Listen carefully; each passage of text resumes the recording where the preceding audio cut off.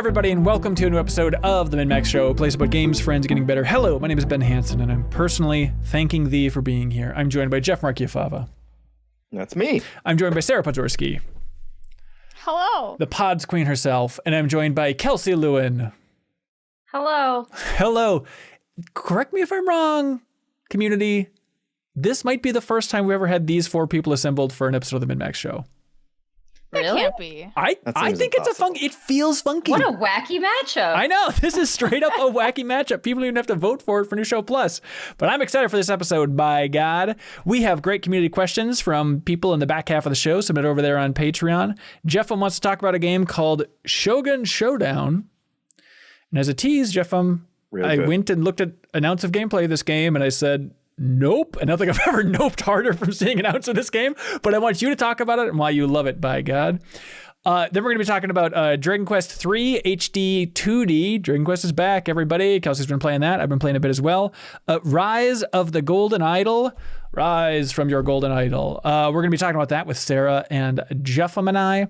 And then the meat and potatoes of this whole darn episode is preparing for the Game of the Year debate. This is the prologue. This is the delicious appetizer. And Sarah, we obviously know the most delicious appetizer is... You're putting this on me? Yeah, what's the most delicious appetizer? Today I got really big light on my resume, got the job energy. Okay, yeah, but like for actual food, like metaphorically. Not metaphorically, refantazioli. Like what's the most delicious appetizer to eat? Like actually? Like actual food? You're not like alluding to a video game? No, name a food. The most delicious Name a food, appetizer? Sarah. Crab Rangoon!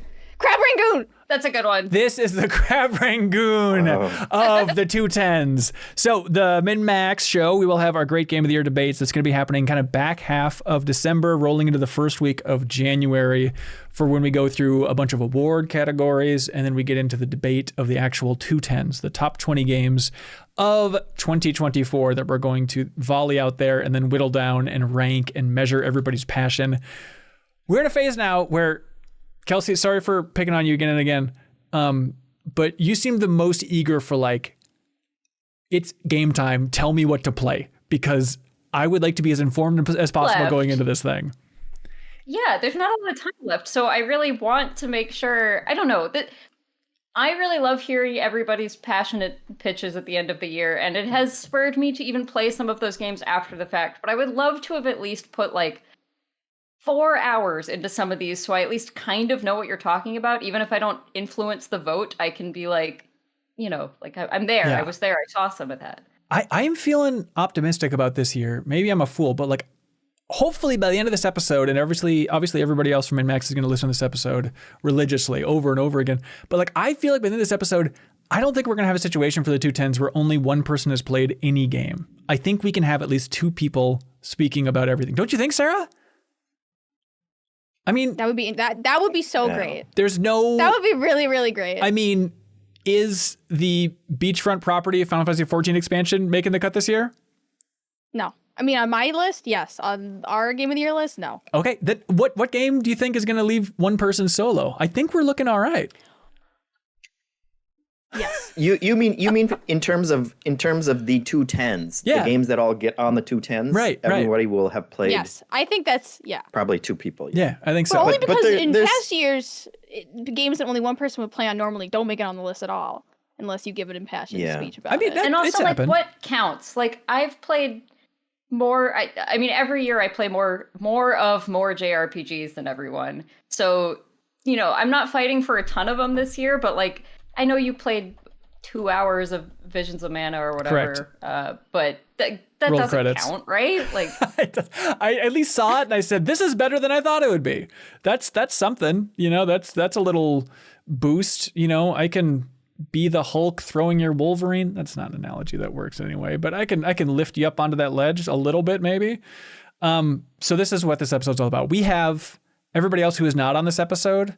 I got about 3 games from each of them that they think like, it'd be nice if more people played this before we go into our Game of the Year debate. And it's fun for listeners and viewers as well. Like if you want to jump on one of these as well and play it so you can be informed when it comes up during the 210s and then we shoot it down hard, you can join the fun.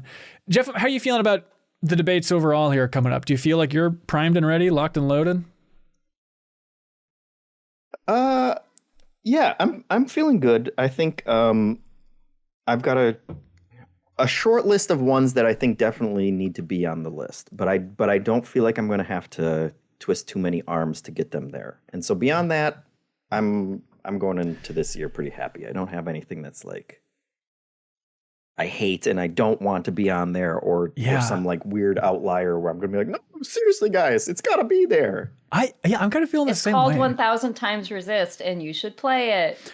Okay. I mean, with the amount of passion that you and Jacob have, Leo just finished it as well. He's enthusiastic about 1000 Times Resist. Like that feels like one. I'm curious to see where it lands, but I think it's not going to not make the list. I think it's probably going to be higher up than we all think. Based on how enthusiastic we all think. All of my brain cells. Yeah. What number do you think 1000 Times Resist ends at, Sarah? I would like to see it in the upper 5. I think it's going to crack top 5. Okay. I'd be happy with that. I mean, I'm not going to guarantee it, but it feels. Oh no, that's a promise. I heard this is a promise. I'm writing this down. Okay, let's see. Jeff, do you want to just share your list? Things you think we should all bone up on before the No, I don't big want to debate? go first. Okay, Sarah, do you want to share your list? Because you came and did your homework? Yeah, I didn't just write some games down right now that I want you guys to play. Love it. I'm using this. I'm weaponizing this, I think, just to make you guys play the games that I like to play. Although I don't think it'll be on your GOTY lists. I would like to see more people play Mouthwashing.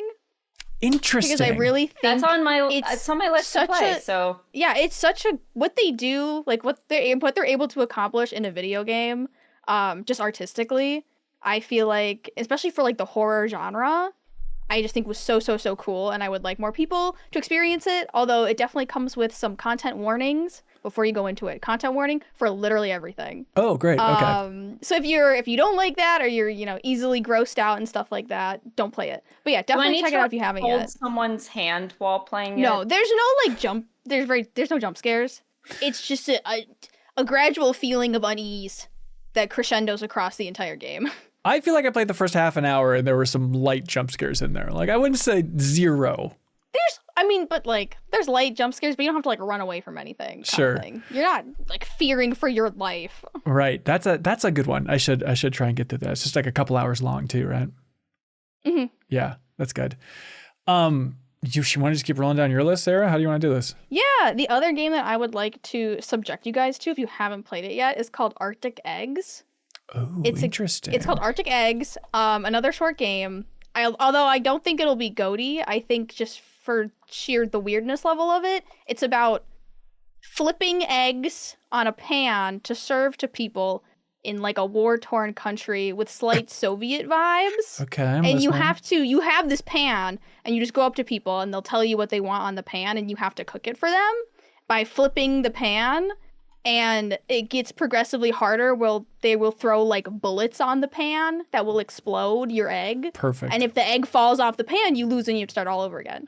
And you just proceed through this like really crazy world with, I will say, good music, good vibes. And the entire thing is like, can you like make an egg on top of Mount Everest? It's just Perfect. wild. It's short. You don't have, just check it out. Just dip your toes in it. Yep. I suggest if it's too hard, you can adjust the size of your pan, because eventually they put like beer bottles on it and like cigarettes, and it gets really kind of out of hand very quickly. Can I play it on Steam Deck? Would it work well for that?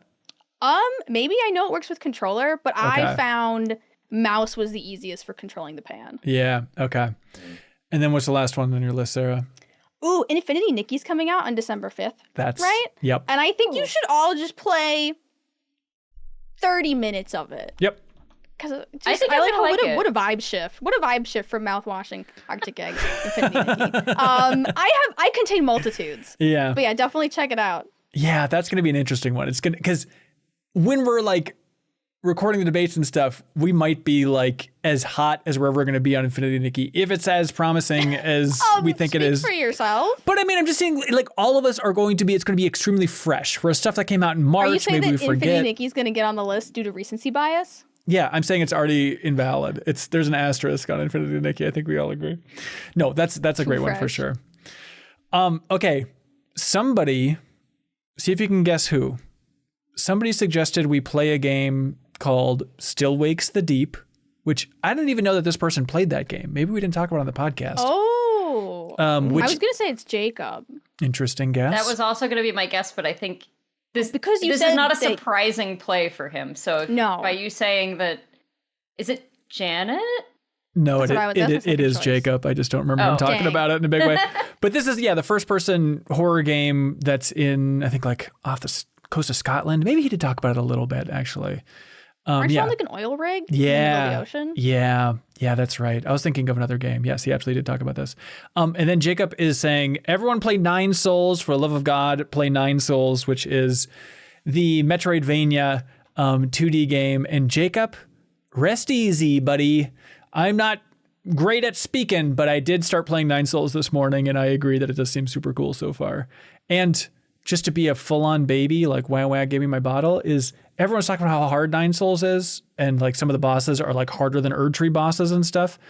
There's also a story mode option, so if you want to just play it and not get rocked, that's an option for everybody as well. So Nine Souls, I'm looking forward to playing more of that. And then Jacob says, please, I'm begging y'all, play 1000 times Resist before the 210s.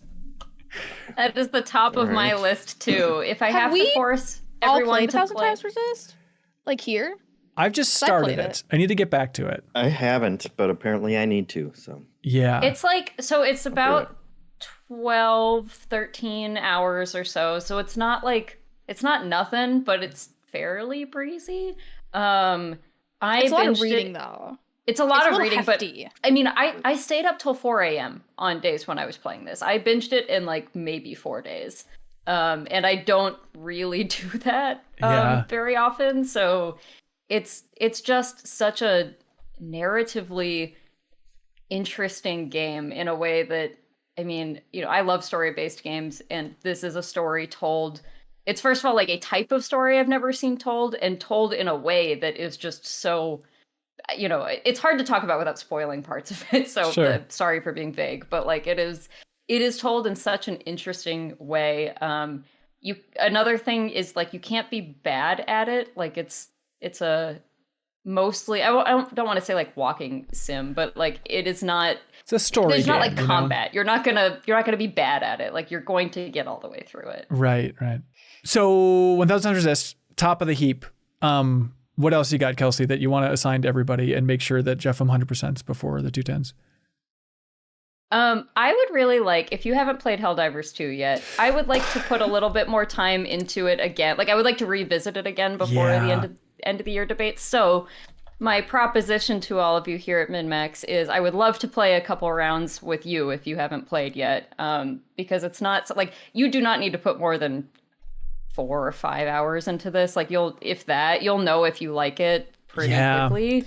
But it is just, I don't get hooked by like multiplayer games very often, to be honest. Like it's just not, I'm more of I like stories and I like, stylish action and stuff like that. And this is just kind of a somewhat standard shooting game. But it's really good. It's really fun.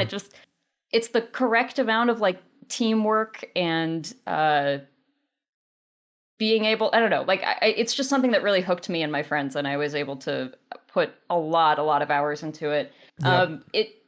It's kind of gone through like some hills and valleys this year, which makes it an interesting one to consider for Game of the Year, because I think it started off crazy strong.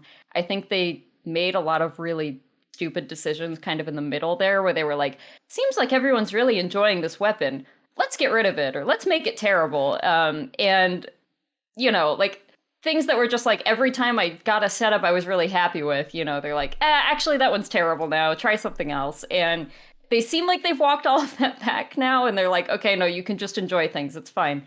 But the different game modes are like, I mean, it's just a really good loop. It's a good loop of smushing bugs and killing robots. And as you get to the harder difficulties, you have, much bigger robots. I took down like basically an AT-AT kind of thing by myself once, and it was like the coolest feeling I have ever, like in a game like that. I was like, oh my God, like I am God. I can do this.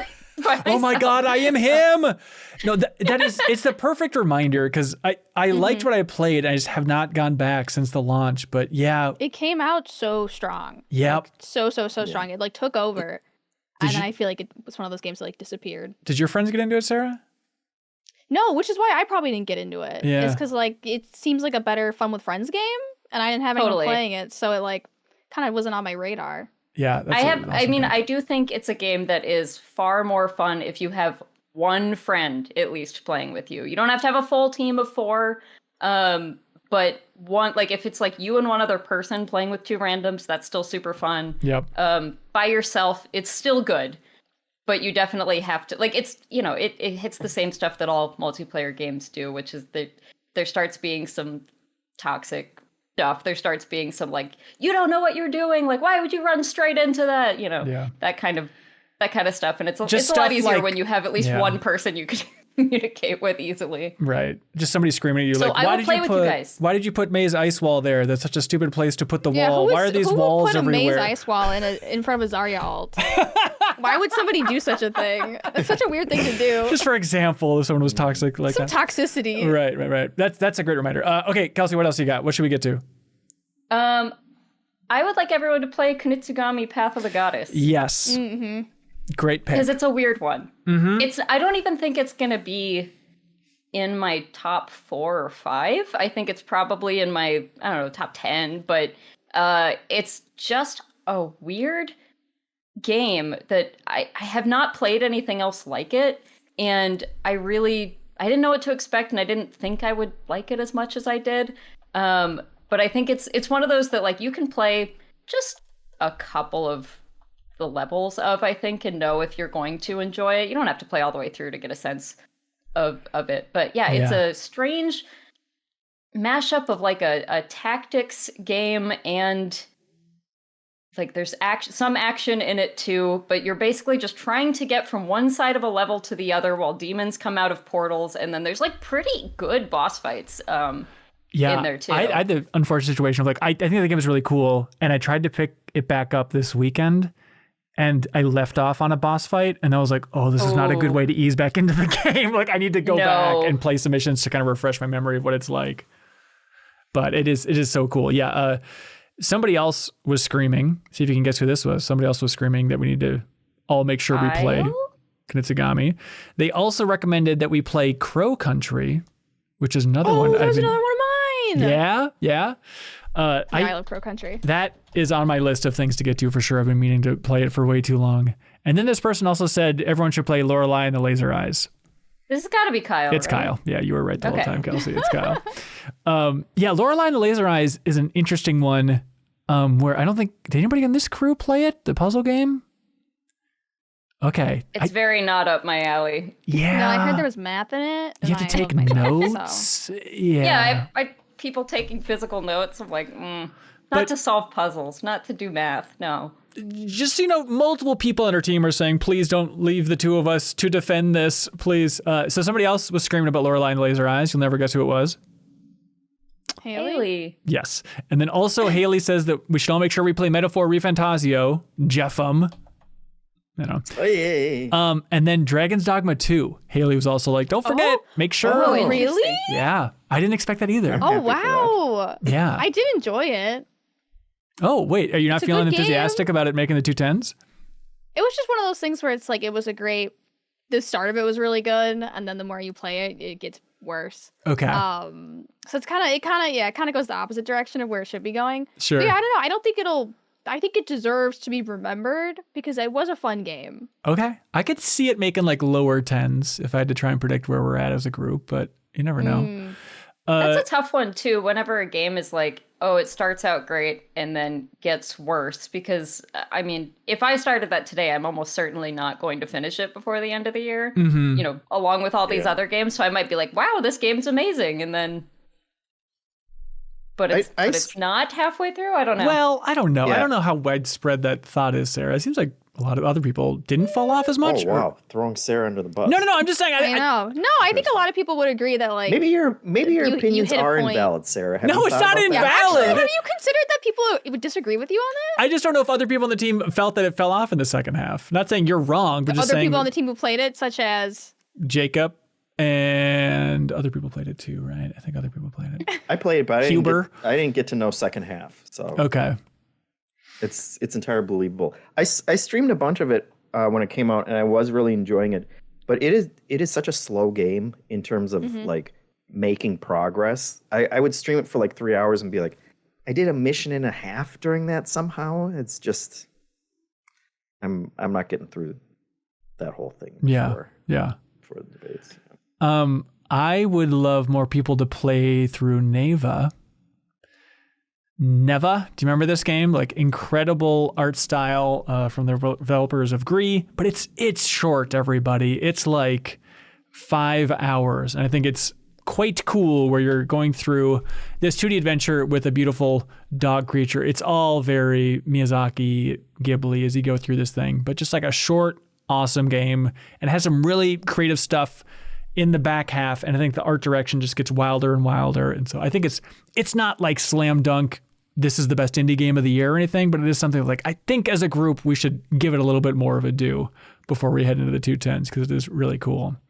I do want to play this, but can I share a controversial opinion? Please. Which is that I feel like I have seen the like silent game of person and animal going through Pretty Landscape like so many times at this point that it's very difficult for me to get like enthusiastic about another one of those. I'm sure this one is interesting and good, and I mean this is a good developer, but like I don't know, I feel like there's been several of those. Look, now. If you want to be brutal, I completely agree. It is that. But what if I told you that the environments looked really beautiful as you're journeying through it? Extra beautiful? And what if I told you that it's like over seasons and your puppy creature grows up in every season? Like their abilities get different. They get bigger and bigger throughout the entire game. Like there's stuff changing. It's not your average. Does it die? Who can say? Play if the it dies, game, I don't want to Sarah. play it. Just check out Neva. If the ending is the dog that you grow up with passing away, pass. Let's see. Hey, there's another game. Minishoot Adventures. I feel like we should make sure we give its due. It was a situation of maybe it's kind of like the PR rollout was not exactly on top of it. It wasn't like, who wants codes at MinnMax? Like, I feel like we've kind of been clawing for more codes and more people to play Minishoot Adventures. I know Kyle's going through it right now. But this is the easy shorthand is its twin stick shooter version of old top-down Zelda. Think of it like a Zelda 1 or a Link to the Past with zero dialogue, and then you're in a little Protoss-looking ship flying around, and it kind of controls like a Robotron or something. A Geometry Wars is probably a more relevant situation. But did y'all play Minishoot Adventures? Yeah, I loved it. Okay, yeah, it's super cool. It's a tough game to object to, so I could see that doing pretty well in the 210s. And then my biggest one that at this point, going back and everything I said about there being no lone voices here, I think I'm still the only person in this group who has played Astro Duel 2, which is one of my favorite experiences of the year. Multiplayer game, very much in the vein of Samurai Gun or Towerfall. And it's the easy shorthand is it's Asteroids meets Samurai Gun. But like if you have a group of friends who like to play local multiplayer, like Smash Brothers, like a Samurai Gun, like Astro Duel 2 is so damn fun, where the hook is you are a little person and you're fighting in this arena, but the arena's floating in space and it varies level by level. But by and large, it's like a little arena where you can pick up guns and grenades and attack each other with swords, all that fun stuff. But then if you jump out a window, then you're in space and you jump out the window and it's like whoosh, suddenly you're in a ship, and then it controls like asteroids. So you can like fight in the ship, or then you can fly through and become a human again. And like that interplay of like the ship hunting the humans and vice versa. And when are you popping in the ship? When aren't you? Some weapons will like go through barriers to attack the humans, some won't. It is an awesome game, and it's a fun one for like quick rounds. It'll show like slow motion replays after the deaths, and it's just like a Samurai Gun or Towerfall of like, wait, what happened there? How did I die? And then it's just the craziest barrage of missiles flying through, and then this sword's coming in this way. It's an awesome game that's on Switch and Steam. And you can play How many players? Up to 6, which is cool. So if you got 6 Joy-Cons, it's a great one. So Astro Duel 2 is one that I'm enthusiastic about more folks playing. But like, hey, look, let me just discredit it right here. Like, don't play it if you're just gonna like play it by yourself and then be like, this sucks as a single player game. Like if you have like a couple of friends over with some beers, Astro Duel 2 is the way to go. Don't sully it by just playing it by yourself. So if you're drunk and already hanging out with your friends, then it's a fun game. 100%. Otherwise, I mean, that's kind of my terrible. That's my argument for Helldivers as well. So valid. All right, we'll take it. Let's see. We have somebody recommended we play a game called Grunn. Do you know Grunn with 2 N's? Yeah. Appropriately enough? Yeah. It's a horror game. That's a good one. Something. Did you play that one, Sarah? Oh, sweet. Okay, so somebody recommended we play that. They recommended we play Cryptmaster. Remember Cryptmaster? That's gotta be. Is that Janet? Is it Janet? It is Janet. Yes. And then the third one was Prince of Persia: The Lost Crown, just to make sure that people played. I just started. I've been meaning to play Cryptmaster. Yeah. Like, it's been on my backlog list since it came out. It's cool. This is the word game one, right? Yep. Yep. It's like. I remember when you guys were talking about this. I was like, I want to play this, and then I never did. Yeah, All it's like an Ultima Online, but all just typing, but it's not really based on speed of the typing. It's a really funky game for sure. Yeah, Prince of Persia, I was playing on Xbox back when it came out, and I got like 4 hours in or something, but then just the other day I started a new game on Steam Deck. I'm like, this feels like the platform to play through this Metroidvania, so it's fun to go back, and it turns out that game feels quite good. Are any of you Prince of Persia nuts? Jeffem? I didn't finish it. Okay. I did enjoy it a lot. It's on the list of like, if I have time to finish something, maybe I'll go back and do that one. That Right, sounds like a right. good pick for it. For sure. Okay, somebody recommended that we play Indika, which I definitely need to finish. Somebody recommended we play Thank Goodness You're Here. Just that's a good reminder. Like, oh yeah, thank goodness you're here. We'll be talking about it. And then somebody recommended we play Wild Bastards. This is Leo. This is Leo, correct. Those are the big 3 from Leo that he wants to make sure we get to. And Wild Bastards is that successor to... Yeah. Thank goodness you're here is great. And it's super short. I think it's maybe 3 hours. Yeah. I started it the other night. And that is just a wild game in terms of like bespoke animation for absolutely everything in that world that you can interact with. And just very creative and funny. Very funny. Very funny. Yeah, for sure. Delightful. Like that's the word I would use is you just kind of, even if you're not like finishing the game, it's kind of in the same vein as like an Untitled Goose Game where it's just fun to walk around and slap stuff and see what happens. Yes. Like, Slap so much stuff in that game. Yeah. Yeah, Wild Bastards is one that I think... I'm curious if Leo's cooled on it. Like, out of the gate, he was so hot on it that I'm starting to wonder if, like...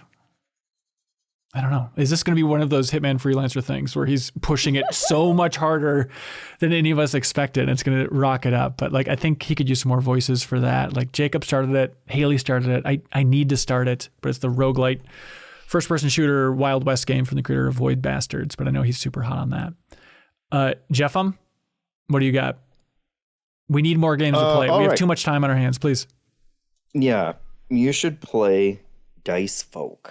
The kind of Pokemon-esque. Most of mine are roguelikes, so I apologize. But I guess you can technically, you can play a round for like 20 minutes and then lose, and then you've quote unquote experienced a roguelike. True. But that one is like it's a dice-based kind of, you're collecting like Pokemon-esque creatures and then fighting them.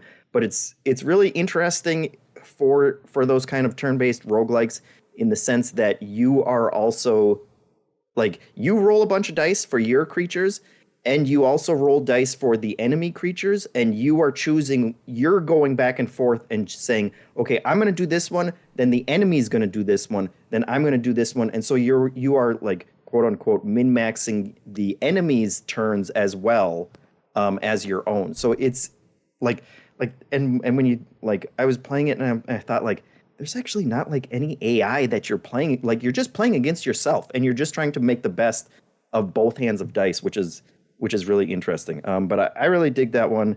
It's a very cute art style, and it's not it's approachable even if you don't like roguelike games. It's not like super punishing or anything like that. I don't need to champion Peglin, do I? Oh, like everybody loves Peglin, love Peglin, right? Yeah, I think Jacob Geller's put in 6,000 hours by now into Peglin. I think, just during Monday meetings alone. It's still my like wind down for bed game many nights where I'm just like, I want to just play a round or two of Peglin and then, although that usually turns into an entire like floor of Peglin and the sun's coming up. I get it. Yeah. Yeah. So that's another roguelike one, except with Peggle. I played a lot of roguelike games that weren't like the traditional type of roguelike experiences this year, but just it's fun to play a Peggle game where you're also changing the balls that you're using and getting a bunch of buffs and power-ups and kind of creating a broken build as you go through it. And you're also fighting enemies and stuff in like a really weird Peggle-esque way, which is something that I never anticipated wanting in life, but turns out that's super cool. And then the third one, we talked about it last week, and I hope somebody will listen to me at some point, but Metal Slug Tactics is actually really cool and a really fun twist on that kind of XCOM formula as well that feels different and feels appropriate for the Metal Slug universe, which is not something I really particularly cared about, but it's just a fun kind of military but cartoony, very awesome pixel art style, wacky world. But then they created a really interesting, rich, tactical kind of experience that plays completely different from other tactical games. Yeah. Well, for what it's worth, that was the push I needed, because you talking about it on the podcast last week, I was like, okay, that sounds kind of interesting. I didn't realize it was like no, seriously, this is really good. I'm really enjoying that one. Yeah. That's sweet. Yeah. I'm starting to get worried about how many games came out this year and how we squeezed this down to 20. It turns out this is going to be really tough.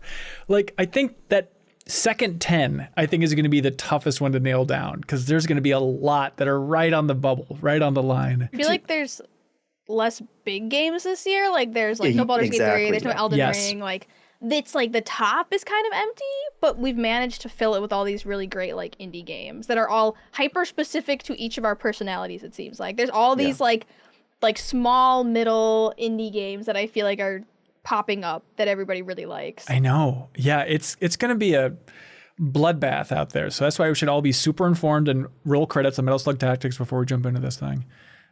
There's other stuff too, just looking at what came out this year and where we're at. Like, I'm not saying we should all go out and play it, but I'm wondering where Black Ops 6 is going to, like, if Jacob and Haley are enjoying it to that level. I don't really have a sense of if they'd fight for that to be in the 210s. Like, it seems like a great game this year, and they are really loving it, but, like, it didn't come up. If Jacob's loving it, because he called the last Call of Duty, I believe, fucking evil, was coined that one. Right, so, right.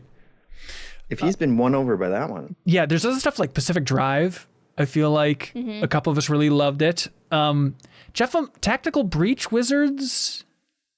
That I had that one. I had an asterisk next to that one too. I didn't want to do another game. But yeah, that one's another really cool like tactics game that's different from other tactics games and has a really great sense of humor and surprisingly like world building that you wouldn't expect from such an absurd premise as that, but like right. And it has a really wacky sense of humor, but then it's just stuff of like you wouldn't think of like, well, okay, what if wizards were essentially like the SWAT team in this world and you just had magic, but it's like police officers are running around and you're like a detective for hire that's down on her luck and she's not like getting any more cases, and then like this one blows up, and it's such a weird but fun premise that I was enjoying the dialogue and stuff a lot more than I was expecting. I thought like, yeah, I'll play another weird tactics game. That sounds fun. And then I was actually enjoying the cutscenes and stuff in between. Yeah, there's somewhere I saw recently where people were talking like by the end there's some real big twists and big swings that it takes that really lands it to a new level. So I'm curious about that. Let's see, other stuff. Black Myth Wukong might be an interesting one this year, where Jacob gave it a try and bounced off, and now I just see it like sweeping all these categories at the Game Awards. Like, oh no, like do we need to see if double check everybody's taste on this thing? I don't know where we're at as a group, but it seems like when it launched, none of us were super eager to jump in.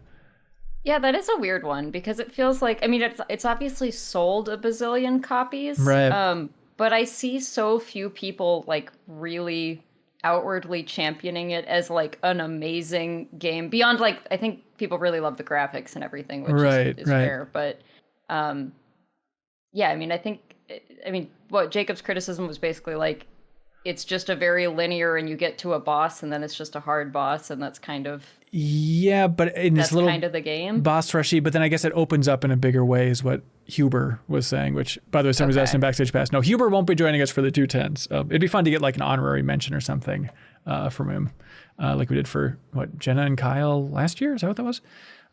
Let's see. Sarah, I'm curious. I am so curious about this.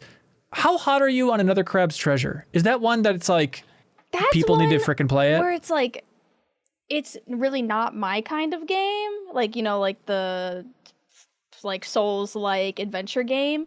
But it's so good. They did such a good job capturing that Souls-like spirit. Yeah. And like into this tiny crab game. And it's full of like really great mechanics. Like the story is really well done. Like the environments are really well done. The bosses are creative. Like, yeah, it was just a really cool game that I feel like everyone just forgot about. And I feel like it deserves a little more champion. Like, people should champion it. Not me, because I'm not good at it. And I, didn't really want to finish it, but, like, somebody should. Yes. Yep. I know that feeling for sure. Like, yeah. Looking at the other list of contenders, I would love, maybe I'll force this on Leo or something, to, like, borrow my MetaQuest 3. Because it'd be nice to have more people playing Batman Arkham Shadow. Because like it is cool. I don't know if Kyle's going to be like it needs to make the 210s or I quit forever, but like it does feel like one that it'd be nice to have more voices on it because it is super cool and it'd be funky and fun to have a VR game in that rotation. Visions of Mana, Kelsey, cool. Do you feel like that's one that you are screaming for more people to play?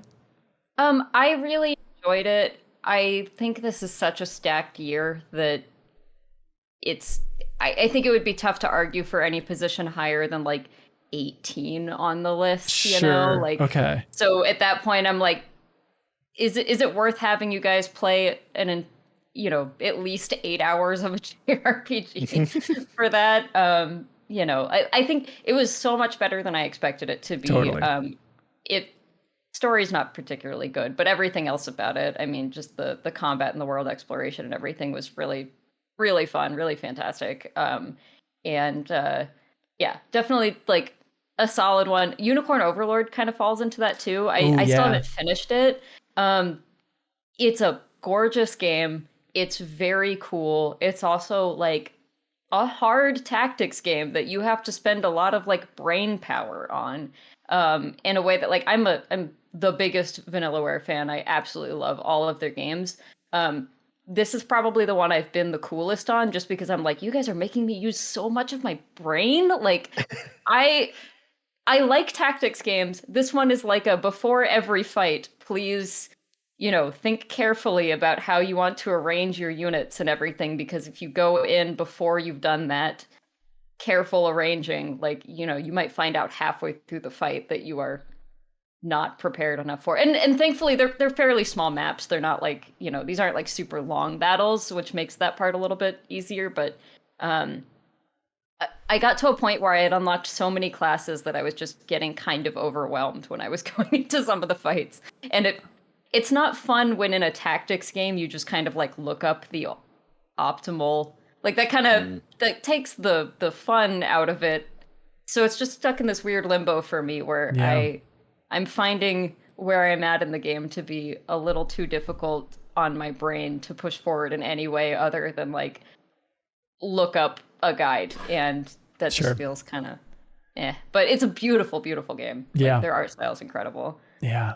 One that I'm wrestling with is because I got out of the gate so hot on it, and it wasn't until this last weekend that I continued it, but I'm still only like halfway through. But I feel like no one else in the world is talking about World of Goo 2.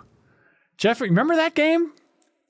Yeah, and I got far enough that there's really weird big twists. I want to see that World of Goo game. Yeah. Yes, and that is a hard one to champion, to be like, hey, at least play through 50 Goo levels or whatever before you get to this big twist, and maybe you'll find that cool or whatnot. But yeah, like I'm a huge World of Goo fan of the original, so like more of that was cool, and then they started doing interesting, weird stuff to it.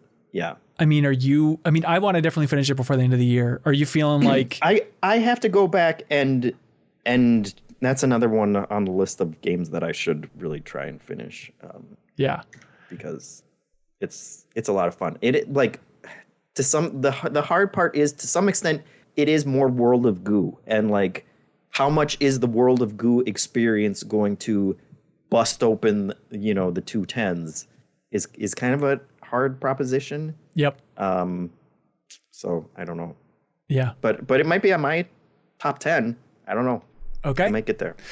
I know. Yeah. Personally, I have the big to-do list of stuff I want to get to. Crow Country, more Path of the Goddess, Helldivers 2, World of Goo 2, Thank Goodness You're Here, Indika, Prince of Persia, Nine Souls, and then this is gonna be a piece of cake to get through all these, right? And then Like a Dragon. It blows my damn mind that I have not finished that game yet. Like I'm probably how far are you into it? Like 5 hours in. Oh, I know, but It's like either finish that game or all of the other I games. know. Everything you else, said. yes. Yeah, I think realistically, pick one. it's going to be a situation of like diving back into that game, and I'm going to be probably hot and heavy. Like I loved what I played so far, and so I think I'm going to be over the moon about it again. I'm probably not going to have rolled credits by the time we do the 210s, but then that's going to be my winter break game. And so by the time I lock in my personal list, like at the end of the year, maybe that'll be the accurate ranking and I can at least help out with a larger conversation about it. But that's when I feel like I need to finish that. It's going to be such a huge one, I think, for the group too. Sarah, what's your Like a Dragon prediction? If you had to guess where it lands on the 210s. I think a lot of people really, really liked it. Uh-huh. I'm thinking like I feel like I'm saying top 5 for a lot of things. Yep. But I'm thinking middle to the top. Yeah. I could see it being like a 4 or 5.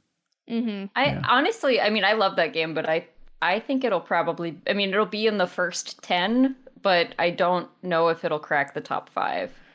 Okay. I feel like it could get knocked down a little bit easier. Sure. With some of these Yeah, like smaller it's going to be games that people easier are to more knock. passionate about.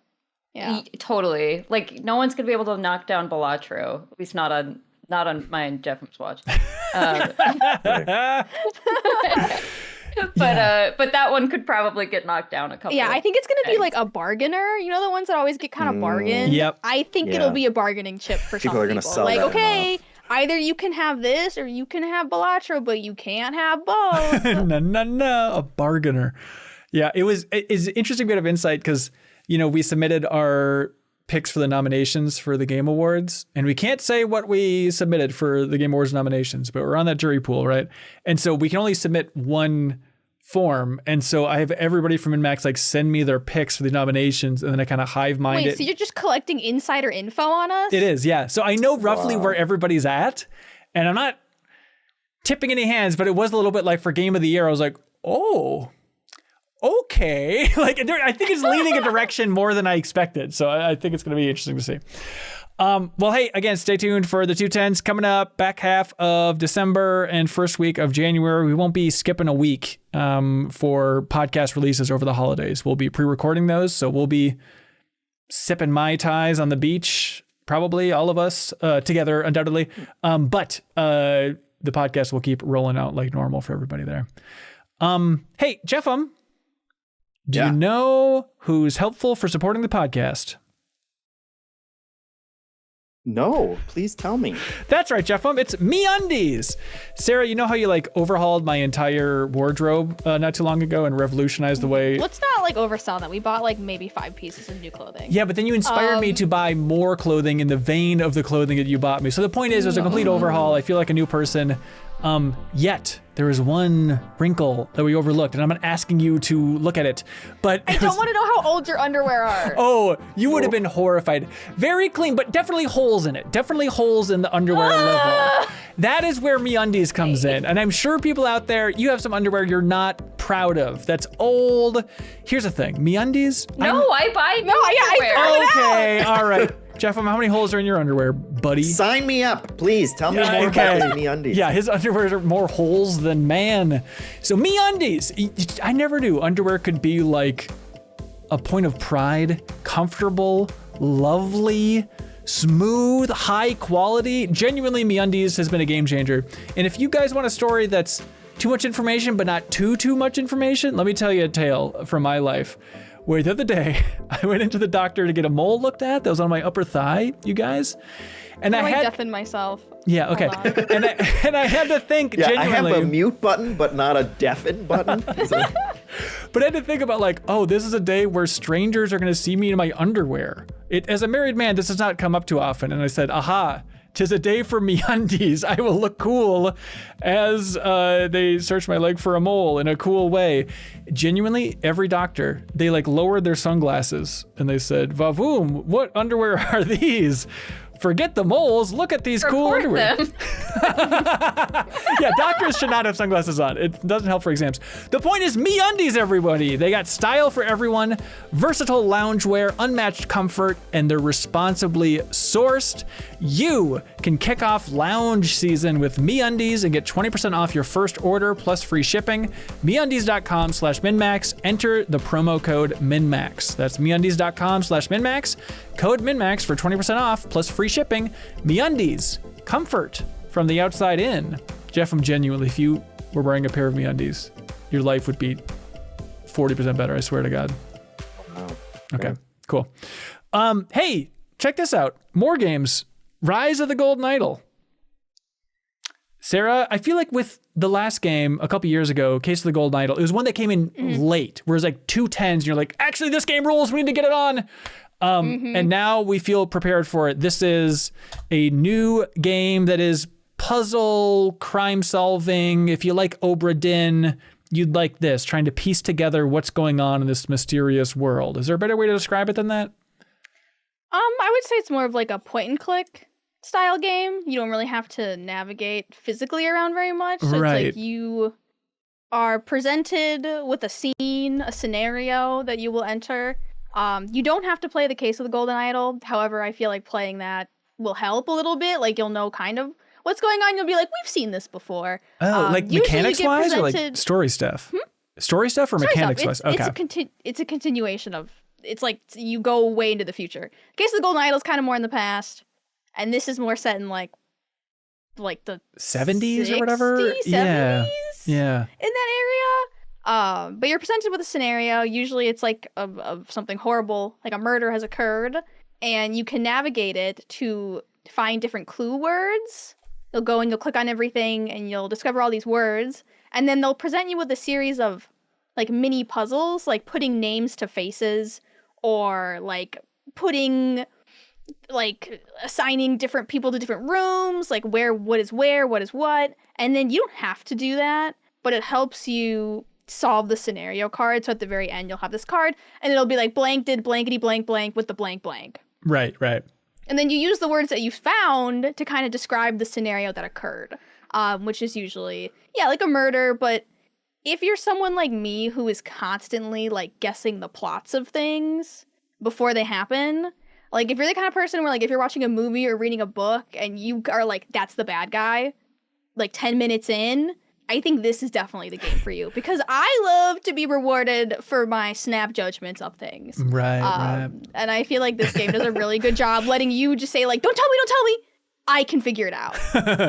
Is kind of the vibe of this game. Yeah, it has like a crossword style feeling of satisfaction of like, well, I know this, there's still these lingering things, but the one thing you do know will kind of lead you to filling in the gaps for the other things you can then piece together. I don't think it's a wild connection to make, Sarah, right? You look like you're gonna puke when I compare it to crosswords. She did look like she was gonna throw up. I didn't pay much attention when the first game came out because I heard the description of like, well, it's a kind of like a click, point and click adventure game where you're solving murders. And then when I looked at it, it was like, I don't like this art style. And then when this one came out, like the art, I like this art style more, but it's still kind of like ugly character art style. And I didn't get it until I started playing. But what I didn't realize, like the collecting words into a big knowledge bank, and then you're filling out Mad Lib style puzzles. And like once I started playing that, that clicked so hard for me. Like, I'm really enjoying this. And then once I was kind of in that world, like, the art style is awesome and it fits so perfectly with kind of the vibes of everything. I've been really surprised by it.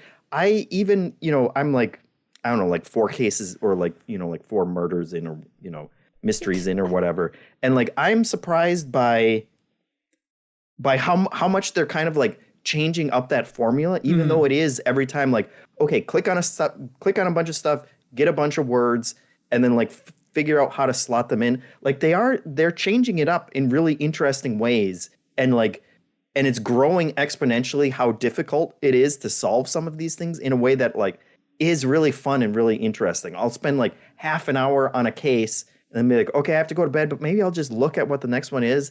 And then it's like, I'll spend another half an hour on the next one because it's just like, yeah, I'm going to collect all these. Well, now I have all these words and I can kind of figure out who these 2 people are, but I don't know their last names yet. And like, they just keep coming up with new and interesting ways to kind of fill out that puzzle formula in a way that like, I feel bad that I slept on the first game. As you should. Check it out. As you all should. Hate yourself. yourself. Shame, but not this time.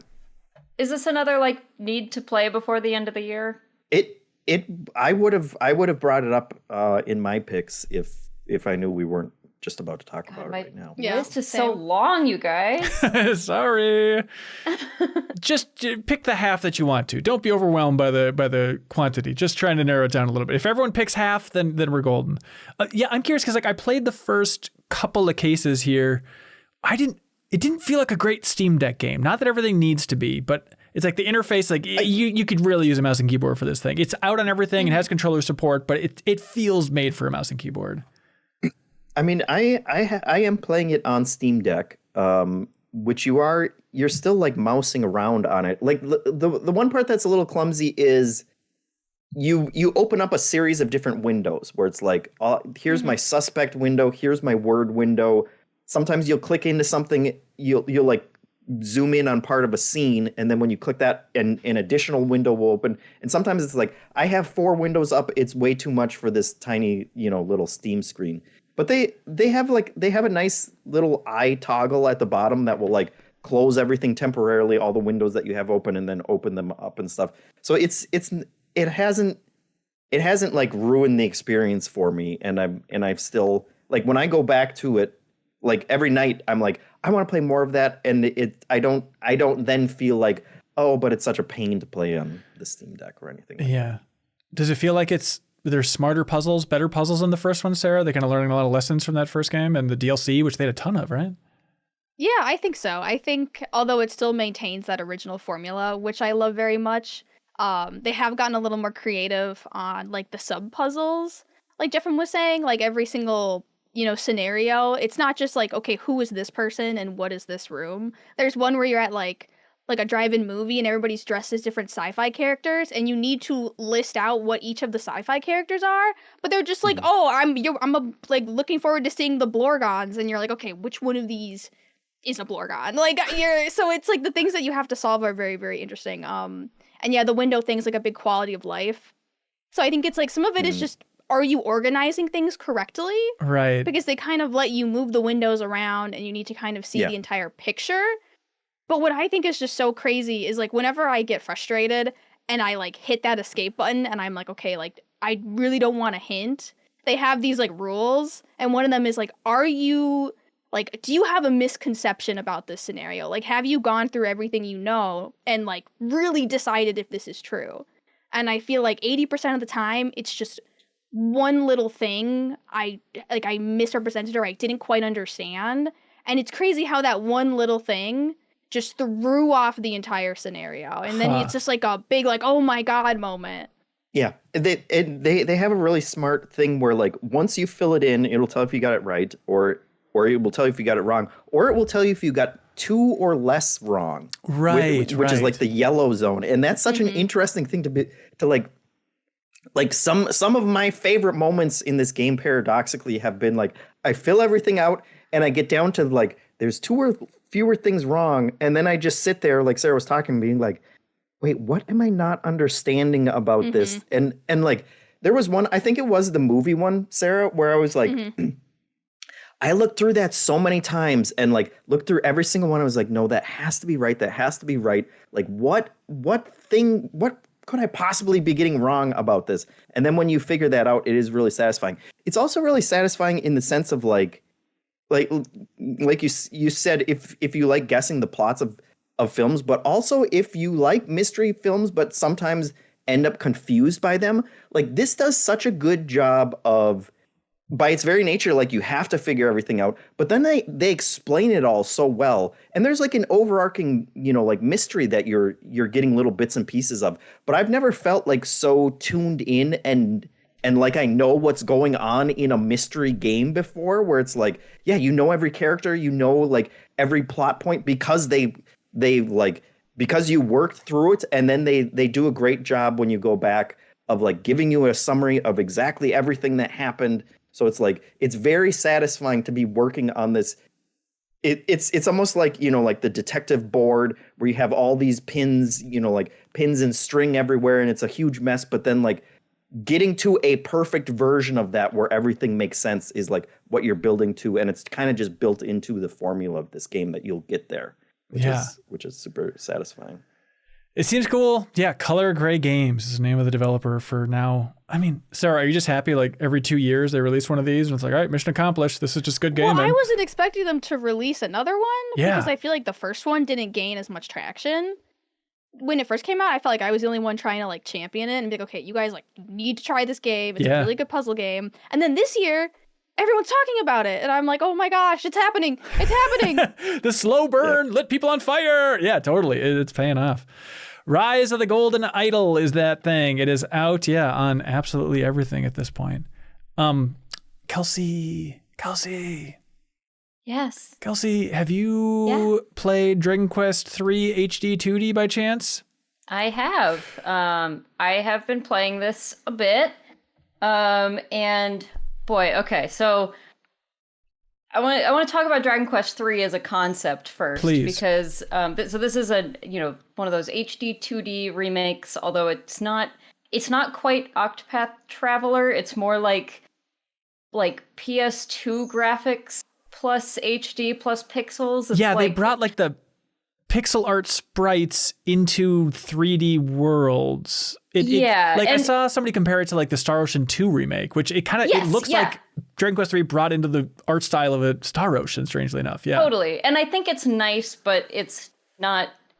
I think I would have preferred the other HD 2D style personally, but I mean it still looks good.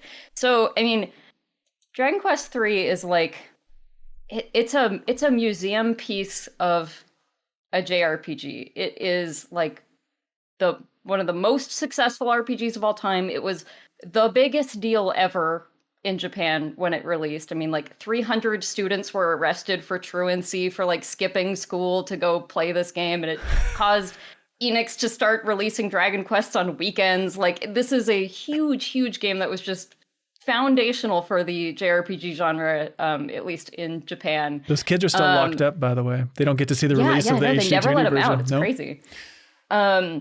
It was at the time like the best scoring game Famitsu had ever given to a game. Jeez. So knowing all of this going in, right? It's like, that this is not going to hold up exactly to what JRPGs have become now. They've all evolved beautifully from this nice seed of Dragon Quest III, and other influences, obviously, but like, this is, and the HD remake, of course, has made a ton of quality of life improvements, but this is a dated game. Yes. And I, more than anything, wish that this had been given a more museum-like treatment for the people who are playing it for the first time. I think for people in Japan, this is probably just like perfect. Like, they're eating well, they're just happy, they are so happy to revisit this, world that changed their lives when they were kids. But I think for those of us who are, I've been a JRPG fan most of my life, but have never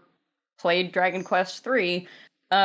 This is like, okay, I can see the things that were cool here. I mean, it's coming from a world where hints were very obtuse, and you're walking around and, people are giving these really bizarre, not clear hints of where to go. This one's a lot more straightforward. You can do more exploring. There's a cool day and night cycle. You can, create your own parties and kind of mix and match classes and stuff in ways that, again, this was all like brand new at the time and super exciting.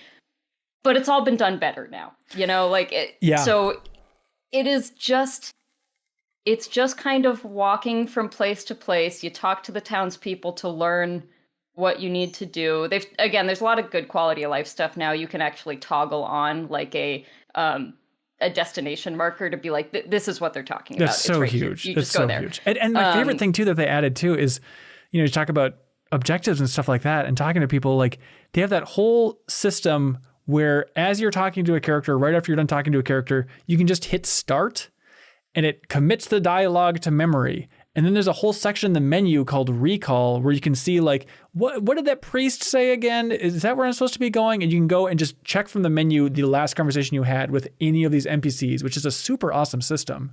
I think that's been in since the Super Famicom remake, maybe even before, really? like that in particular. Oh, wow. I guess don't quote me 100% on that, but I don't think that's new to this remake. Okay. But it does remove the need to write notes down in a notebook kind of thing.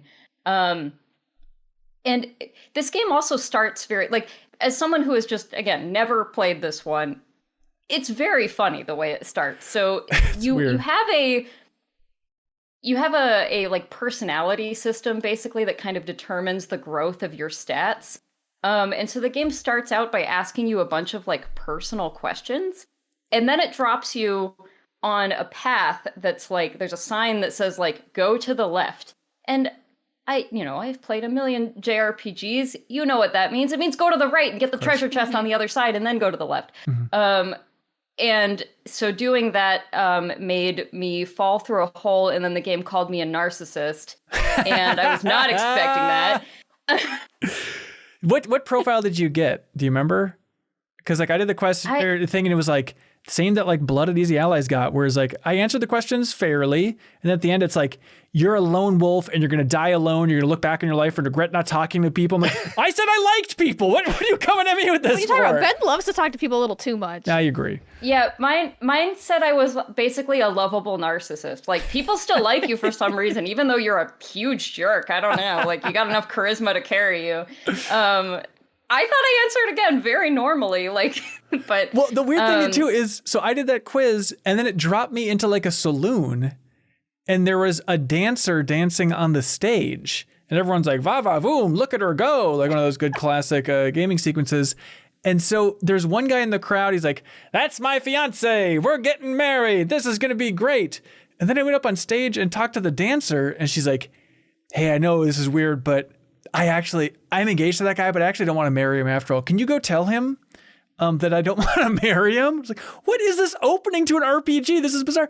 So I went and talked to the guy again. He's like, "What's that? What's my fiance saying?" And then you can choose, like, tell this guy she don't want to marry him or pretend that everything's great. So I had a very blunt conversation with this man about like, yeah, she's not indie anymore, dude. She's going to go be a dancer and go marry somebody else. And that was like the little personality quiz. I guess that was like the second phase of the personality quiz, is how you react to these scenarios that we were dropped into. It's weird, but it's cool to have like surreal opening like that. It's a totally strange opening, and I think, I don't know, I think it's really interesting, and I think that is an interesting system. You also like find books throughout the game, and by reading these books to your various party members or yourself, you change your personality. So I read a book, and it told me that it was, I don't know, it was like a Getting Stronger book or something. And then it was like, "You're all gains, no brains now." Like, hell yeah. Okay, great. So, and the humor in this, like, there's some humor in this game. And sometimes I guess it's all very meta, like, and I don't know how much of that, I would love to know how much of that is in like the original Famicom release versus like is trying to reference that original Famicom release and be like a wink, wink, nudge, nudge to the Japanese players, especially. But like, there's an item in the game called like a Chimera wing that lets you, teleport to places you've been. And there was a townsperson that was like, yeah, and it used to be when you tried to use one of those inside, you'd bonk your head. And right, like, now we've fixed that or whatever. And I'm like, So is that must be like a reference to like it must have worked that way in the Famicom game. It must be, yeah. Yeah. Which I think is really funny. There was also a treasure chest in a building that told me that if I had pre-ordered the game, I would get something cool out of that treasure chest. I did not like that. It's a digital game, but I wanted to grab the code of this game and throw it out my window when it said that. Like, here's a cool treasure chest. Sorry, should have pre-ordered. Like, that is a grave sin for a video game to do to you. It's terrible. Very upsetting. Just don't include it in our version of the game. Like, we can't go back in time and pre-order this damn thing. Right. Don't include it. Yeah. So, I mean, this is a cool thing. I'm glad they did this. The music is incredible. It's so good. It's recorded by, I think, is it the Tokyo Symphony Philanthropic Symphony Orchestra or something like that? But it is just a full orchestral, gorgeous arrangement, incredible music. And again, they have cleaned this game up to be a lot more friendly to someone playing a very, very old RPG for the first time. But at the end of the day, it's still a very old RPG. I mean, it's still... Yes. The sign for me was like in the game when you are recruiting your party and you're just like going to a bar and then just, hey, do you want to select this class? All right, they're in your party now at the end. It's like, oh, okay, we're talking that old of an RPG where it's not like you're going around and meeting friends. It's just early Final Fantasy stuff of like, here, recruit this freak, moving on. It's not like there were not games at that time where your party members were other characters. Yeah.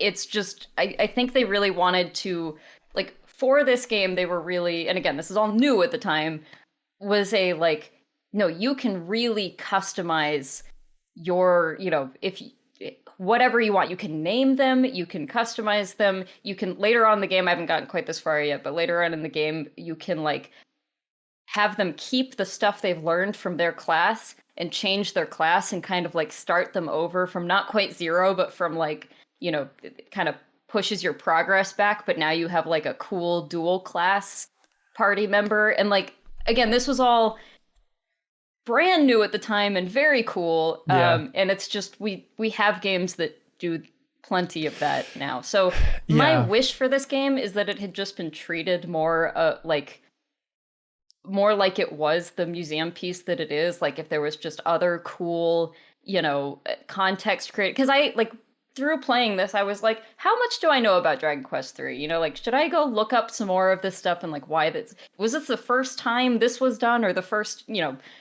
firsts are tough, but like, is this the first meaningful time this was done?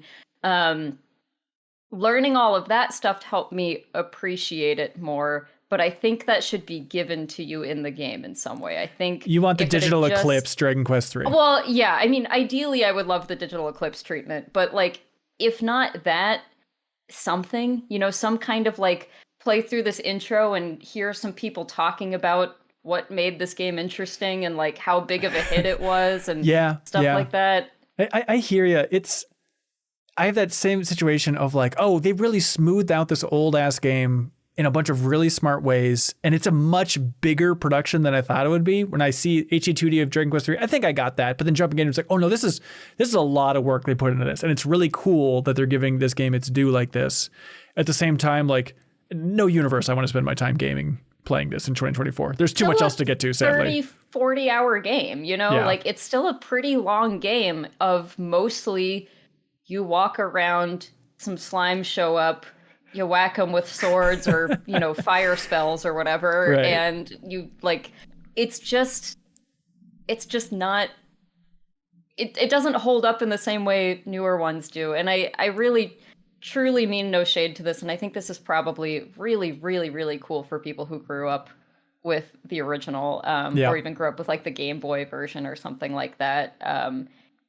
But it's not a like, if you love JRPGs, you should totally. I put several hours into this, and I don't know how many more hours I'm going to put into it. And I feel like I'm like, okay, I got it. I see what is interesting about this now, and I am probably not going to finish that. Yeah, and so the weird thing is, it's Dragon Quest III, but it's kind of like a Metal Gear situation of this is the first one in their chronology. And so then next year, I think early next year, they're releasing Dragon Quest 1 and 2 in the same style. And so a part of me, like, I love Dragon Quest V, And so part of me is like, I'll just wait until they get up to Dragon Quest V, then I'll be super excited to play through that game again. But yeah, for Dragon Quest fans, there's much rejoicing, no doubt. And I don't know if you saw that, but they asked like the producer of this game what game he'd want to do next. And he's like, I want to do Final Fantasy VI in this style. And I feel like there's enough people, Katase even, the original director of 6, he said that was asking about a remake of 6 not too long ago. So, I mean, until that HD 2D tackles Final Fantasy VI or Chrono Trigger, I feel like it's always going to be in the pretty cool novelty. And then when that hits, like, I think it's going to be a juggernaut for the format that Square is trying to push here. And I think that's a US centric take too. Yeah, because that's my guess true. is this was the one in Japan. You're that right. People were like, why haven't you done Dragon Quest 3 yet? That's the biggest game of all time, you know? So Right. I think it's fair that they did this one first. But yeah, I do hope that we get at least Chrono Trigger. Yeah, for sure. Hey, Jeffem, what time of year is it? It's Thanksgiving time, Hanson. And you know what that means. Time to start buying gifts. Am I right, Jeffem, or am I right? You're absolutely right. This is too sir. insincere for a podcast read, sorry.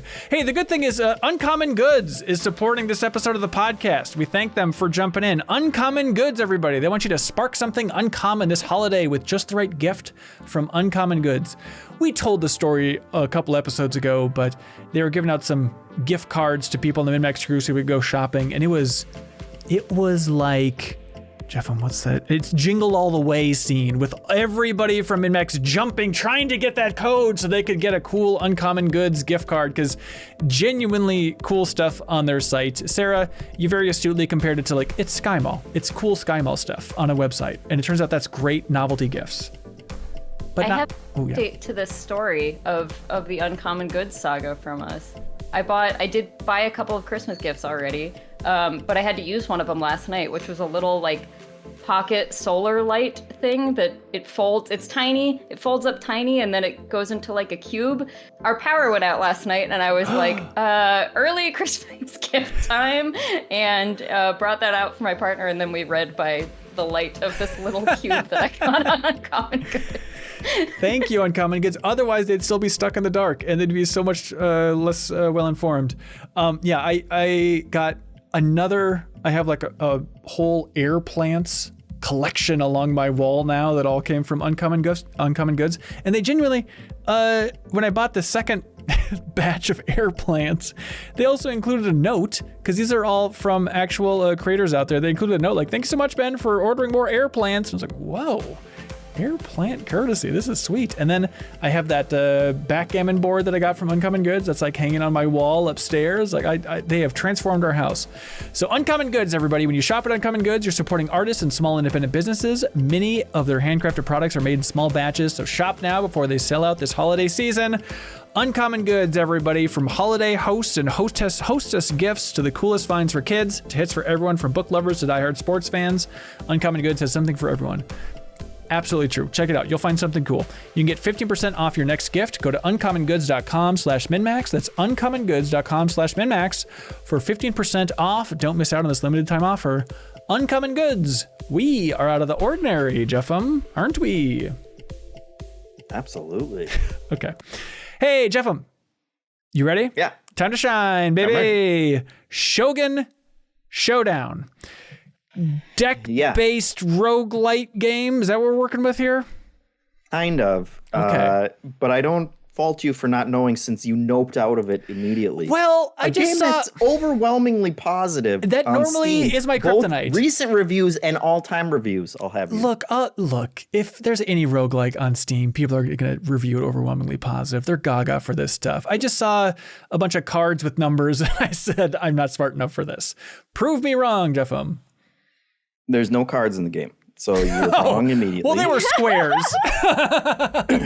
Yeah. So I didn't want to talk about it last week because I was talking about Metal Slug Tactics, and they're a little too close. I would have had the same conversation both times, and people would have thought their podcast was breaking. Right. But basically, it's a turn-based combat game, but it's you're playing as a samurai or other characters, and you're just on one 2D grid that's like, between 5 and 8 spaces long, and it's really positioning focused. kind of like Into the Breach, which is another one of my favorite tactics games. But basically, you start with a couple different abilities. You'll gain more as you go through, successive battles. But enemies will pop up, and then you are trying to position yourself in order to get your attacks to hit and theirs not to. I think without getting too deep into the weeds and boring everybody, like turns in the game are incredibly. You're basically just doing one of a few things. You're either moving your character one space, which is a turn. You are turning your character around, which counts as a turn, or you are queuing up future attacks, which is also a turn. And so it's like baby micro steps, like queue up a couple attacks, figure out which order you have to do them in order to hit all of your enemies without them hitting you. And so like a basic example is like you might go against a swordsman enemy, and their moves, they're always going to like basically take one step towards you and then charge up an attack and then do their attack the next turn. And so like you can very easily figure out that like if they're standing next to you and they charge up an attack for next turn, you take one step back and they'll swing, and then you can come back the next turn and hit them, and you will never take damage from that type of character. But like it gets more tricky when they start adding multiple characters and they all have different types of abilities. And so you have to figure out like how to combo multiple of your abilities in order to hit them while still avoiding damage from them. Or like, you'll have two enemies that are going to hit you. You'll switch spots with one of them, so that person's attack will hit the one next to them, and that one will hit that one. And it's just like clever tactical play that you have to figure out. It's one of the few games where like in a lot of roguelike games, you have this war of attrition thing that does not feel good to me. Like in Slay the Spire, which I do really enjoy, but it's one of those games where it's like I took 10 damage during that battle. There was no way I really could have avoided it. That just kind of feels sucky because it's going to be really hard for me to get, health back. And I'm just like slowly losing over the course of these different battles.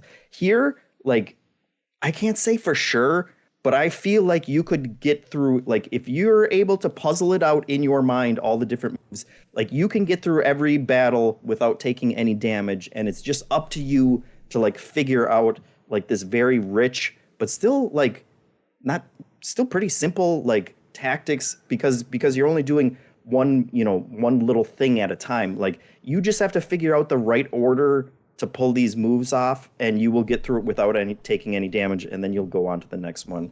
And it's like the roguelike, I know a lot of people get scared off by games being roguelike, but it like you don't have to worry about it here in terms of like you're not like procedural content letting you down or anything like that, because it's always just like this very basic like 2D plane that you're looking at and hopping back and forth in between a couple waves of enemies, and then doing these boss fights, and all the bosses kind of have their own bespoke weird things. And then in like the actual roguelike elements, you're just getting new abilities, you're upgrading your abilities, you're kind of bringing down the cooldowns on which abilities you can use, and you're doing that classic thing of like build like creating a build that is going to make you just like fly through these very interesting combat battles. Yeah, the music kicks butt as well. Ooh. Like it's a very simple art style, but it really works for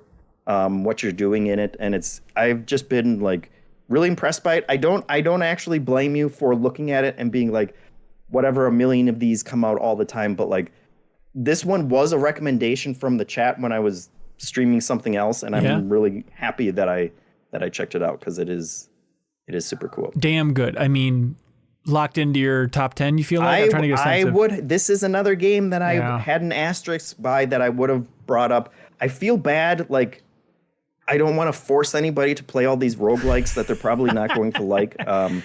But yeah, I feel like it'll be on my top 10. Yeah, that is sweet. So, and it is, I mean, 2D Into the Breach is the closest vibe. Yeah, I think that's a fair way to describe it. You are spending a lot of time like figuring out like the enemies are very simple, but like you'll start like recognizing their archetypes, and it's like this one attacks 2 spaces in front of them, and so like I have to figure out how to deal with that. This one will rush, he'll like queue up an attack, and then he'll run across until he gets to someone and attacks him. So like I have to figure out how to deal with him. If there's an enemy in front of him, I can't just defeat him, because then the next turn that guy's going to run at me. So I have to figure out how I'm going to deal with multiple of the like the puzzle just keeps getting bigger and richer as you're figuring out like, well, what do I do with this combination of characters? Yeah. But it's not, you know, like you're not it's not like other turn-based tactics game. It feels more like a puzzle game than like, you know, an XCOM style tactics game or something. Yeah. That's sweet. Shogun Showdown is the name of the game, and it is out on absolutely everything if you want to check that out. Hey, Jeff, you know how this whole thing operates? Uncommon goods? That's right, everybody. If you want even less common goods, you can go to patreon.com/MinnMax with 2 N's. Rare things you can't get anywhere else. You get to support independent games media, and you get to unlock a benefit. Find the tier that's right for you. Find something sustainable for you, and that keeps us sustainable here as an independent games outlet. Keep this whole thing rolling. Also, big thing is this Friday. If you're in Minnesota, you're in the Minneapolis area, we are having a community meetup. Haley McLean and Jacob Geller are going to be in town. And so if you are in Minneapolis, come out to Utapils Brewing, Utepils. Utapils. We'll be out there from 7 to 10 p.m. Come have a beer with us, have a drink, have some sparkling water, have some kombucha, and we can hang out and talk about games. It'll be a lovely time. You don't need to be a Patreon supporter to swing by, but we also have some charity raffles. So if you want to get some goods as well, speaking of uncommon goods, you can check that out. And then the following day on MinnMax's YouTube channel is our big Give to the Max charity stream, where we're going to be streaming from the MinnMax studio, rotating through folks. Again, Haley and Jacob will be on for a good chunk of that. Sarah's going to be swinging by towards like the back half, I think, of the stream on Saturday. You laugh, Sarah. You're like, Sarah will be there at the end. Oh, she'll be there. I mean, whenever but she shows up, she'll be there for a long time. It's going to be sweet. But we're raising money for Emerge Mothers Academy to help struggling single moms in the Minneapolis area. So you can, instead of, you know, supporting the kids every year, we wanted to pivot this year and try supporting some single moms. And this is a great small nonprofit where your donation can go a huge way.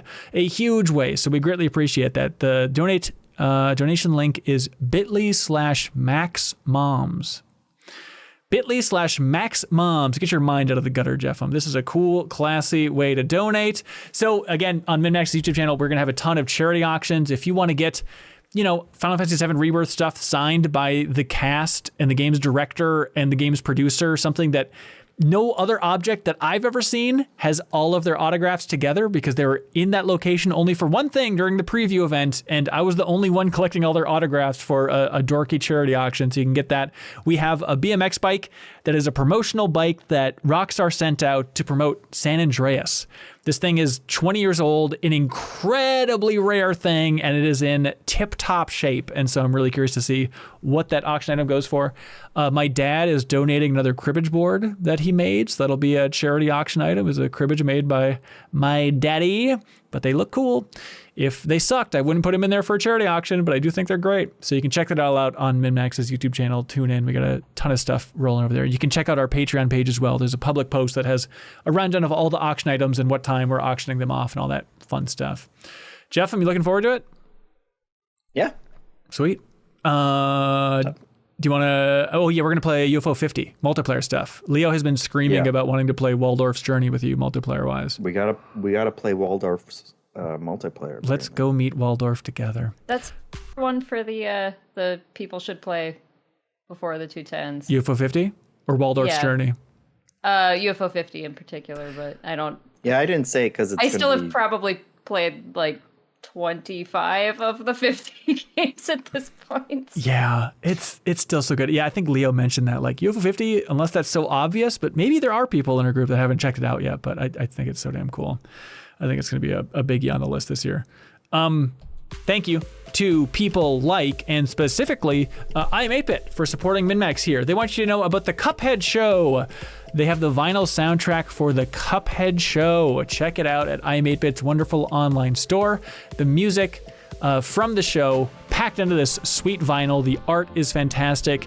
It includes one of 3 collectible postcards because I'm 8-Bit knows how to create awesome vinyl soundtracks. You can check that out in I'm 8-Bit's wonderful online store.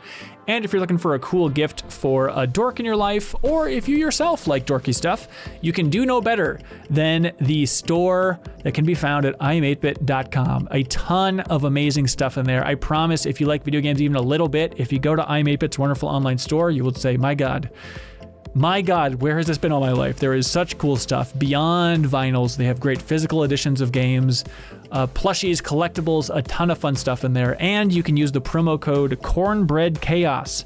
Cornbread Chaos for 10% off of everything under $100 in I'm 8-Bit's wonderful online store. Check it out. Help support I'm 8-Bit because they support the MinnMax community in a big bad way by shipping out a prize to a member of the MinnMax community. Whoever submits the best question, as we deem it here for the community question segment, that person wins the vinyl soundtrack to A Little to the Left this week. So thanks to I'm 8-Bit for shipping that out to the big winner. Ready for this, Sarah? Can we find this frickin' winner? Needle in a haystack? Community questions. Community questions. Tanner, what is your posture, Sarah? What's happening over there? It's been a long week. Yeah. There's a mystery update out, by the way. Everybody play it. Oh, hey! Congratulations. Update Also, week. It's like launching the game all over again. Yeesh. It was a huge update. It was like mounts and all that stuff, right? Yeah, it's like one of the big updates, like pushing towards 1.0. So This is another big terrible milestone. timing. I need to What? play all these other games. By the way, Sarah, congratulations on Fields of Mystery being nominated in the Indie Game Awards for Best Community Management of the yeah. Year. Thank you. That's her. That's me. That's sweet. I mean, that's huge. I mean, how does that feel? A little surreal. I mean, I think a lot of it has to do with just having a great community in general. But as someone who's been working in marketing / community management since like 2018, there's no awards for it whatsoever, right? Like it's always about the game, which I agree with. Like we should highlight games, but like it's never about like anything outside of the sphere of the game itself when it comes to like audio, visual design. It's never like, oh, marketing, localization, community management, and all the other stuff that has to go on behind the scenes. And Right. a lot of it is like what sustains these games. So it's really nice to see a little more, the awards kind of spread out a little bit more. Yeah, even if it wasn't directly pointing at you, it is cool to see other types of awards get in there.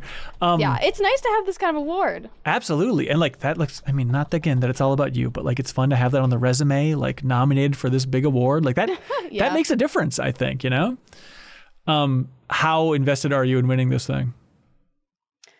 There's like a lot of like Agar Crabs on there too, and like the Balatro guys on there, and just people who have just been in the industry a lot longer with their companies and games that I know have had a lot more like rapport with their communities. So it's just great to be nominated, honestly. There we go. Like, I think it just says a lot about how great the Fields of Mystery community is. Yeah. That we were even nominated. So I feel like I should be more grateful for the community themselves.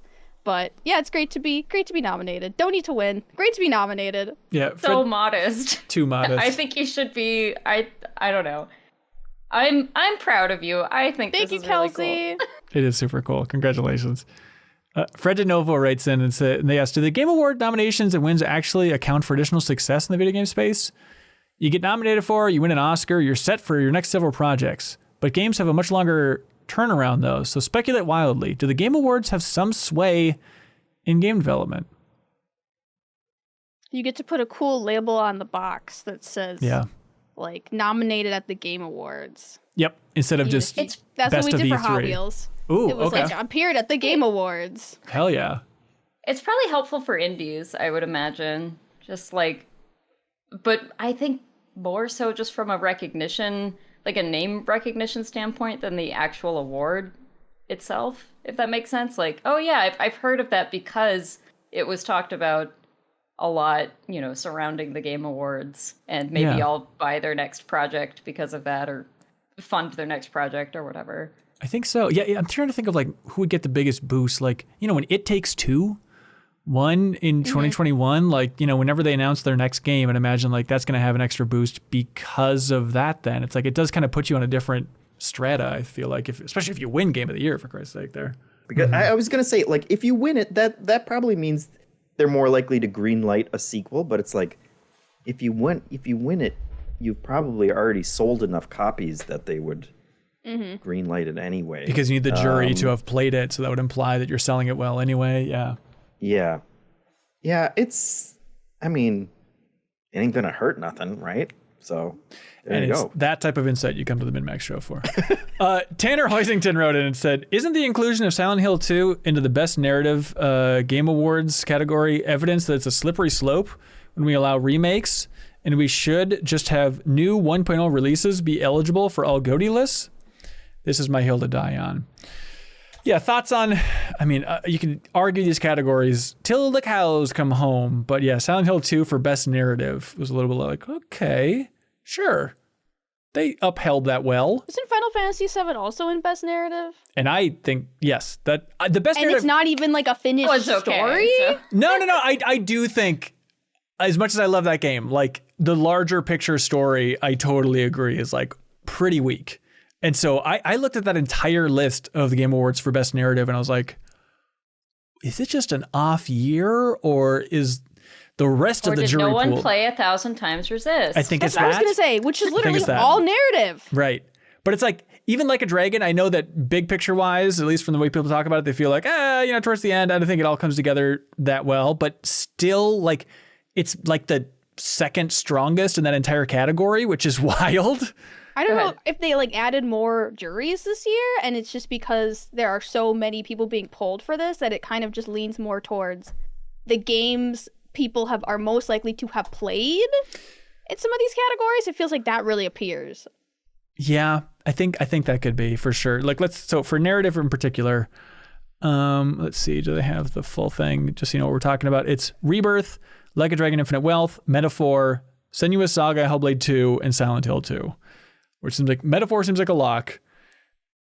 Metaphor is... I adore this game. It's going to be very high on my list. I think it has some interesting things to say, but I kind of echo Jacob's sentiments from a few weeks back, which is like, this is very good writing for a video game, but not like... Sure. It's not like transcendent, like I would argue the best parts of Like a Dragon are more impactful than most of Metaphor, but also, yeah, Like a Dragon, as you alluded to, does not finish super strong. I don't know. I don't feel like we're actually answering the question though, which is should remakes be on here? And I continue to just be annoyed by remakes getting nominated for high things. They can be incredible. They can actually be the most fun you have in a year, but like it really we all agree it should just be its own category, right? Yeah. Or like a separate thing in some way. I just wish they would limit the amount of categories, because some of these games are in like 5 categories. And it's not that I don't think they're not good in 5 categories, but I would just like to see a little more variety. Yeah. In these categories. And I think that's my biggest issue is this year it feels so stale. Despite the fact that we just listed so many great games. Right. And they try. Yeah, it's like the same 10 games spread out across in various combos among all the categories. And I think they try, by having categories like Best Indie and then Best Indie Debut. Like that is them. I know it's clunky, but that's them trying to be like, this is carving space for something else. But then it comes down to the jury and it's like, okay, it turns out it's kind of the same games in a lot of these categories anyway. You can't really break free of that in some ways. So imperfect system for sure. But it's really the voters that are letting everyone down. It is. People point at Keeley, just yell at everybody in the jury politely. There's a lot of us. I understand. Because like the narrative thing you could get around for like remasters being in the narrative, you could get around that if the voters just looked at it and said, hey, yeah, sure, it's a great story, but it's not new. Like we have experienced this before, so I shouldn't be voting, I shouldn't be treating it like it is this new thing. But like, I'm sure most people are going to look at it and be like, oh yeah, Silent Hill story is great. That's the winner. But what if, Jeff, what if it's like a lot of people in the jury they're probably not old heads. And a lot of people out there like, I don't know, I played Silent Hill 2 for the first time this year with the remake and it was one of the best narratives of the year. What do you want from me? Like, how do you account for that? Yeah, it's They're messy. stupid. I would like to meet that person. Okay. Yeah. I mean, you're playing it for the first time. What are you voting on games if you didn't play this game that came out? This classic 2001? game A lot of people didn't play that It came game. out That is a before long time some ago. journalists were born. Yeah. Yeah, exactly. Charles Hart was Then 1 leak year our old. list. Leak the list that you compiled. Oh, you mean so the people know we're perfect not- list? It's not our fault. Oh, we didn't do it. Leak it. It's not our fault. We're not allowed to say what we voted for, but we are very clear that it is not our fault. Channing Potatum writes in, hard-hitting investigation here, Channing. I respect your in-depth attitude. Ben Hansen famously hates actors, but I was listening to his A Fire Inside Out podcast, my podcast on the band AFI that I recorded with Jeff Cork years and years ago. And on that A Fire Inside Out podcast, I heard him say that he is technically an Emmy-winning actor. So does Ben hate himself? This is a deep cut that I forgot about. So what I must have been talking about on that podcast years ago is at the old TV community station I used to work at, we did a video that I was the star of, and it was like a film noir parody thing. And I had to wear the stupid film noir hat and all this stuff and be like, it's a cold case, ma'am, and all this nonsense and pretend to drink whiskey and stuff. And that video did win a regional Emmy. And so we can imagine that, yes, my performance is what pushed that over the top and that I am an Emmy award-winning actor. Thank you, Channing. And that's why the answer is you do hate yourself. Yeah. I do hate myself a little bit, but that's why I know actors because I am one. I've won awards for my acting. Wow. You sound and like I agree one. that they all Certainly. suck. Sleepy Mailman writes in and says, hey, MinnMax, is the Steam Deck a good purchase for those who've never dabbled in PC gaming before? Oh, big time. Yes. Yeah. Oh my gosh. Yeah. I feel like I was, and I probably shouldn't be answering the question because I didn't pay for my Steam Deck. But I thought, man, it's too much. Like I never would have bought it for myself, which is why I bring that up. But once I got it and I started playing it, I realized what an absolute treasure it is, especially since so many PC games that you can't play other places play really great on it. And it sidesteps like all of the worrying about requirements and like figuring out your own hardware issues and all those kind of things. Like it just works out of the box, and being able to sit on a couch and play a bunch of great PC games that play really well on it. Like it is absolutely, absolutely worth it, I think.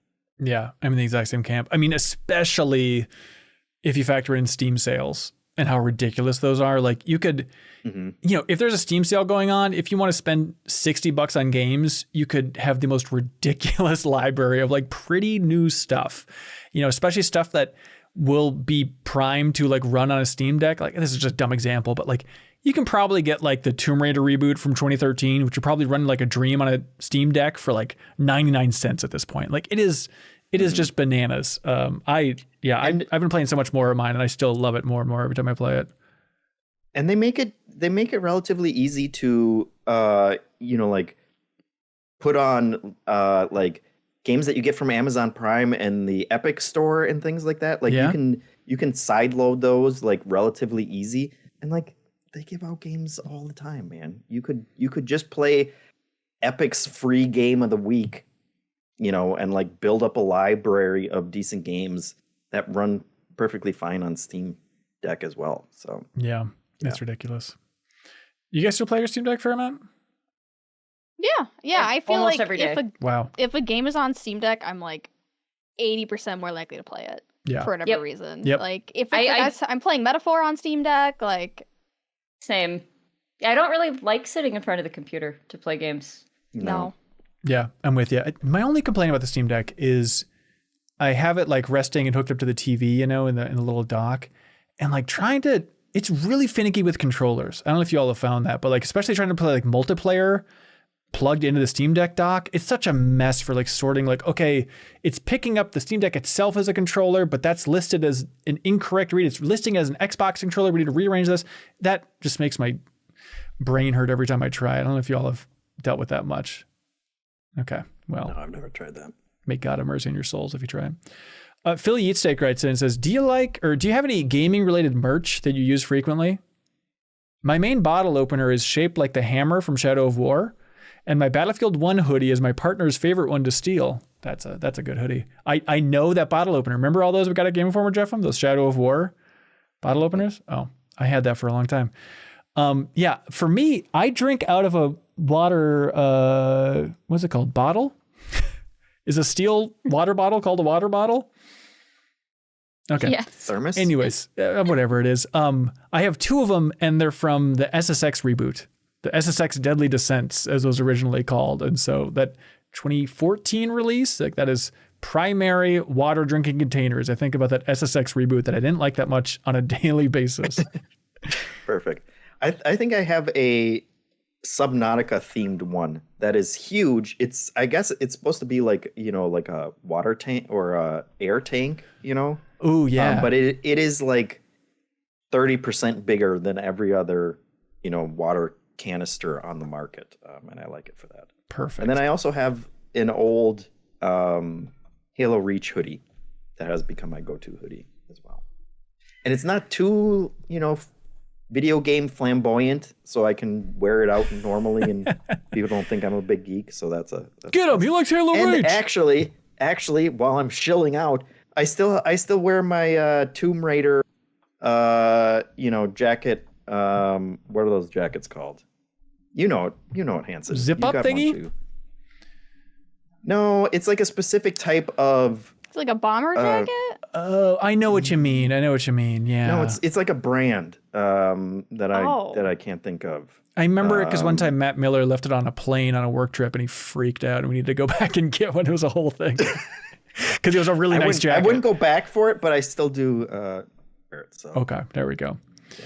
Yeah. We're going to be auctioning off a Junction Point kind of zip up jacket that I got from Game Informer years ago. So if you're really into Epic Mickey and you want a jacket that you can't find anywhere else, you can bid up for it for charity this weekend here.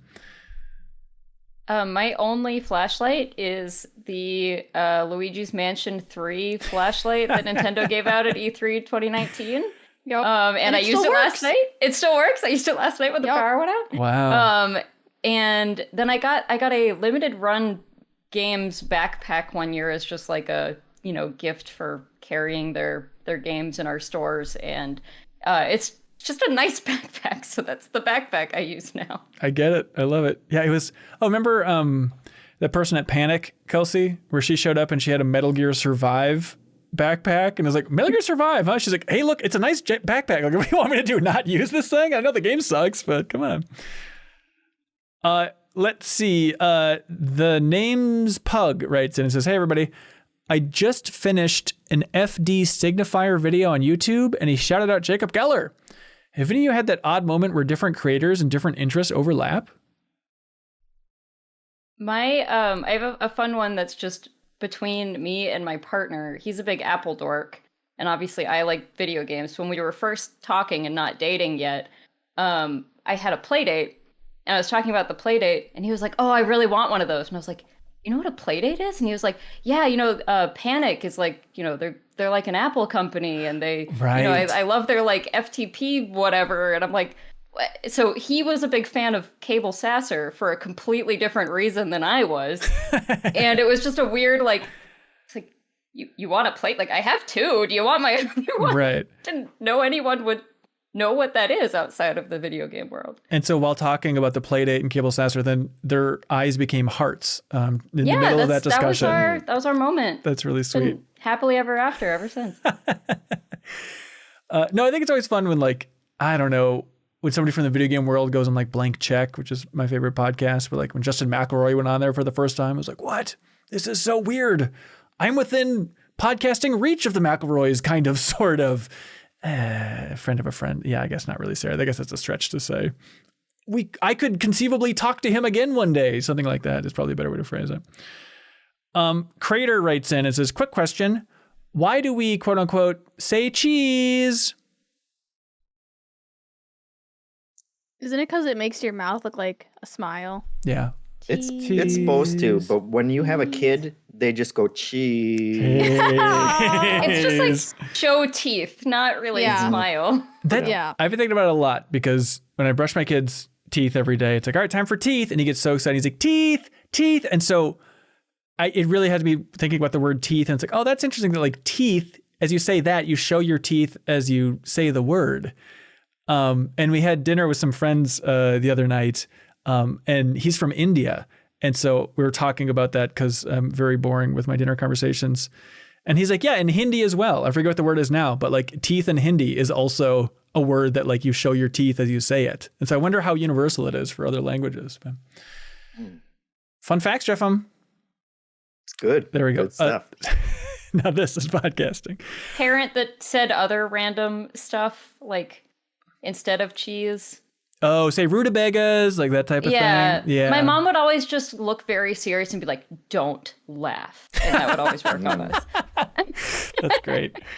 Slycut writes in, why is it generally accepted to talk about spoilers if they are something that happens near the beginning of a game? Now, this question threw me for a loop of like, well, duh. And then I had to stop and think like, wait, is that stupid? I don't know. But you have to talk about something. Exactly. I don't know how to talk about a game in a way that makes it interesting if you don't talk about the interesting part of the game, which is probably also a spoiler. Right.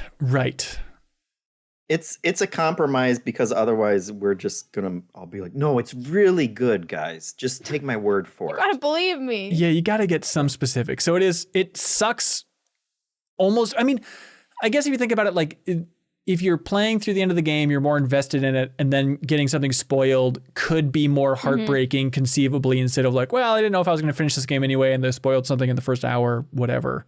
So I guess that's the logic, but you're right. I also think like beginning spoilers aren't as serious as like mid to end game spoilers. Like beginning spoilers are just kind of like fun surprises at that point, you know, because like you knew that something is gonna happen, because if it's really boring, you're like, okay, well, like something's got to give here, right? But then end game spoilers and mid game spoilers, I can see as being much more serious, because usually it's like twists, gets a little more twisty and turny. Right. I feel like I play so many games and it's just like, okay, who's dying here? Is this the town that burns down? Like, what's the catalyst to launch a new adventure? Countdown till it happens. Got it. I love when you play like a JRPG or like any kind of like fantasy game, and you're like, time till this beautiful utopia burns to the ground. Let's start the counter.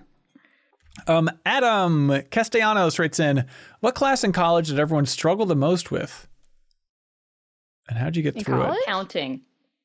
Accounting. It's the reason I wasn't a business major. I was a business minor. You needed to take like 3 or 4 accounting classes, and I barely passed my first one. And I was like, well, guess I'm not going to do that. I couldn't even pass my accounting class.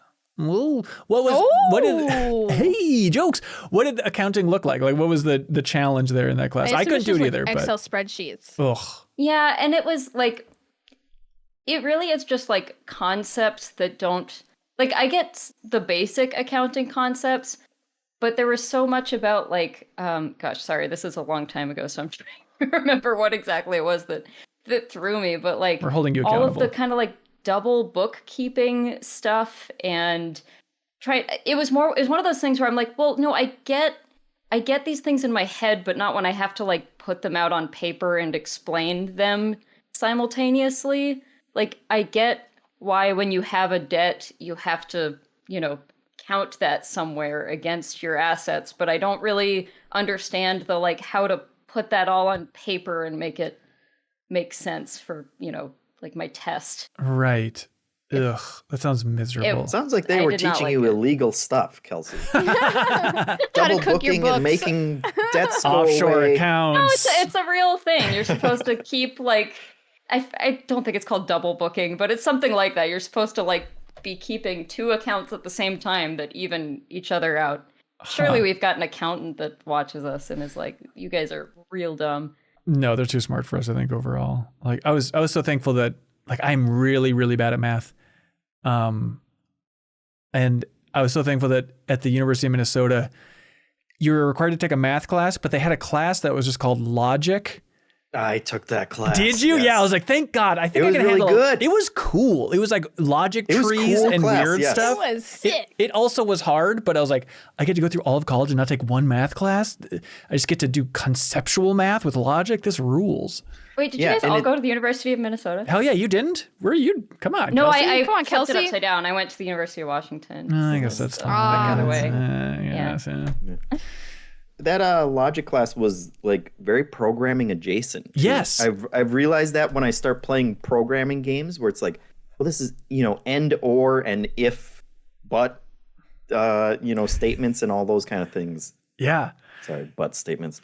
Yeah, for me it Smith was butt I statements. had to take a Japanese art history class that I got very close to failing.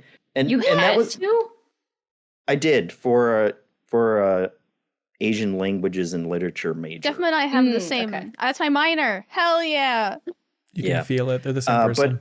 But it was all my fault because I didn't want to take that class and I didn't take it seriously. But like your entire grade for that class came down to 2 tests, and for both tests it was like you would come in, he would show you 5 pieces of art, and you had to write an essay on each one, and the class was like that test was worth 5 points, and so like if you blew it at all, and I think I got like 2 points on the first one. I was like, oh, well, I'm totally f***ed in this class. Like, I have to drop it.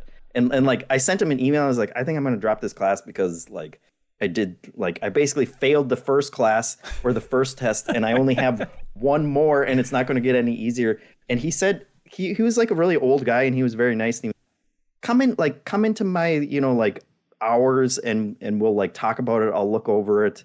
And he looked over my first test and he was like, well, I think I did grade this wrong, so I'll give you an extra point on that. And like, Aww. but like, he was like, you can do it. And so like, Wow. I did a much better job studying for the other one. And I think I squeaked out like a B- or something like that. And it was, and then I learned the true power of friendship and learning. Or something Wow. like that. But Piece of cake. but it was a rough one, and it was just like, no, like I need to be able to average out with like a lot of points, or at least like give bonus points. I think Hanson, that logic class, at Yeah. least the one I took, like they gave you a lot of like opportunities for bonus points and stuff, which was really cool. Very logical. I of think them. about that logic class a lot. Yeah. I really did like that one. Jeff, have we known each other 14 years and the first time we realized we took the same class? Apparently, See, there's still room we to never grow talked for our about logic. friendship. Apparently, Yeah, it's never been Well, part now of I our want to know what relationship. everyone's favorite class was in college. Oh man, I had one that feels like a class that Jacob Geller would have designed, where it was about comparing the work and life of Freud, Kafka, and the composer Schoenberg. And I was like, oh, this. I took that one too. Are you kidding me? Of course, I'm kidding you. Okay. It was like deep cut, like high level cultural studies and comparative literature stuff. It was like, this rules, like comparing these 3 different careers and like the overlapping philosophies and how they differentiated. And like the professor, like, what a cool class. I was like, I don't know, I'm obsessed with these 3 figures in history. Let's just take a class and design a class all around comparing and contrasting these 3 Jewish figures from history. Like it was really fascinating. My favorite class in college was a class called, it was a 400 level business class, and it was just called negotiations.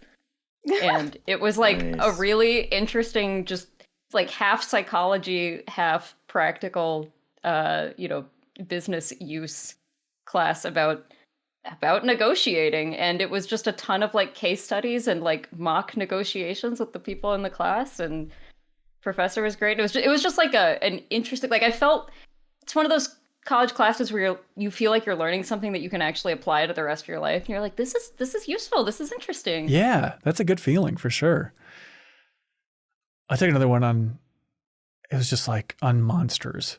And it was just like the easiest thing. Like, we're going to watch a bunch of old movies and read old books and learn. It was called like, Your classes are my classes were never that specific. That's like that they were like individual names. they were so easy. You should have been a cultural studies and comparative literature and studies in I know. cinema and Why media was I a culture journalism major? Yeah, That what was a foolish mistake. of me.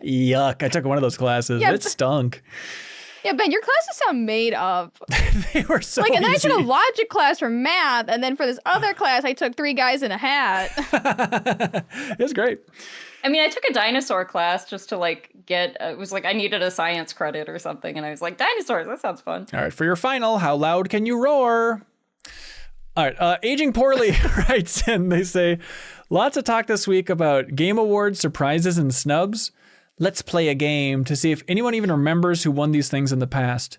I'll read a list of nominees from a Game Awards category from yesteryear. You'll try to guess who took home the award. Wait, I'm just realizing Sarah's headphones have wings on them? Mm-hmm. We all have the same headphones. That's except Kelsey. incredible. But yeah, mine do have wings on them. That's really Mine sweet. are customized? It's for No her one Mercy gave Play. me these headphones. You had to buy your own headphones? Yeah, I know. Oh, yuck. Astro takes care of us. Anyone who went to the University of Minnesota was taken care of. That's right. Okay, 2015's Best Narrative. Now this is a category year. Does anybody have a guess? There's one obvious one that isn't obvious after all. You're not even going to give us a list. We just have to know what came out in 2015. Come on, we're professional game talkers. Some of us were in college taking actual classes. Until Dawn, Witcher 3, Tales from the Borderlands, Life is Strange 1, and Her Story. Witcher 3 won it all that year, right? Yes, it did. Okay. But what won Best Narrative is the question. I feel like I was surprised by how much Her Story got attention that year. I don't know if it won this category, but I had never heard of the game. Trust your while I gut, was watching Kelsey. this. Trust your gut.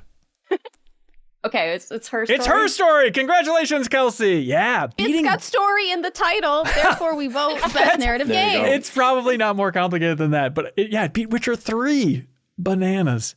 2016's Best Indie. What took it? Was it Firewatch, Hyperlight Drifter, Inside, Stardew Valley, or The Witness? Just Well, okay. it Let's. wasn't Stardew Valley. If it's just boiled down to Stardew Valley versus Inside, think about that duel. That's tough. I feel like we were still in the disrespecting games like Stardew Valley phase. But we're also in not this out year. of that phase yet. Oh, so That's fair. Yeah. Was it Firewatch? No, it was Inside. Inside. Yeah. Which I don't even remember anymore. Really? I remembered every single one of those games, but not Inside. Oh God, yeah. Inside is burned into my soul. I played it a couple times, but I love that game. Best art direction from 2018. Obviously, category nominees are Assassin's Creed Odyssey, God of War, Octopath Traveler, Red Dead 2, Return of the Obra Dinn. It's probably God of War. I think it's Red Dead. Return of the Obra Dinn won it. Art Really? direction in 2018. Isn't that great? Wow. Yeah. Okay, that's cool. I just didn't expect people to be that cool. I know. What 2018. happened? Yeah. Did we become lame? I think so. Well, maybe also Aging Poorly here just curated the most interesting picks from throughout the years. That also could be what's going on, but who knows? Jeff, what do you like for question of the week?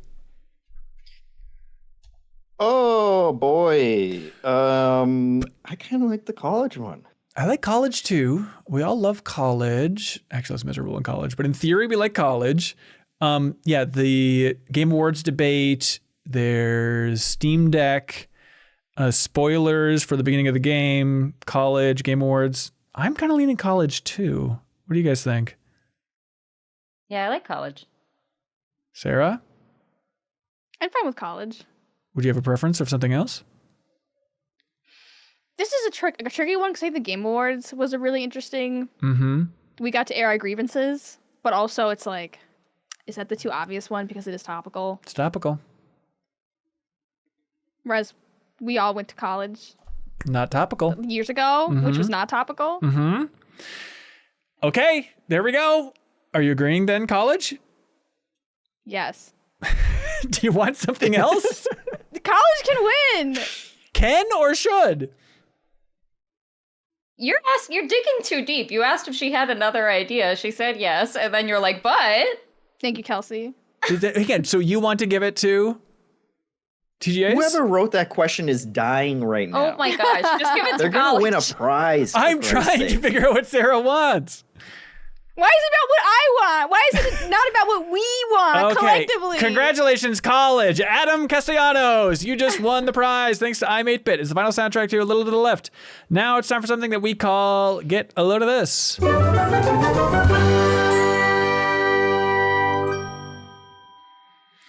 Hey, get a load of this. The Game Maker's Notebook, which is a very good video game interview show. They always rotate through guests and hosts as well, which is funky.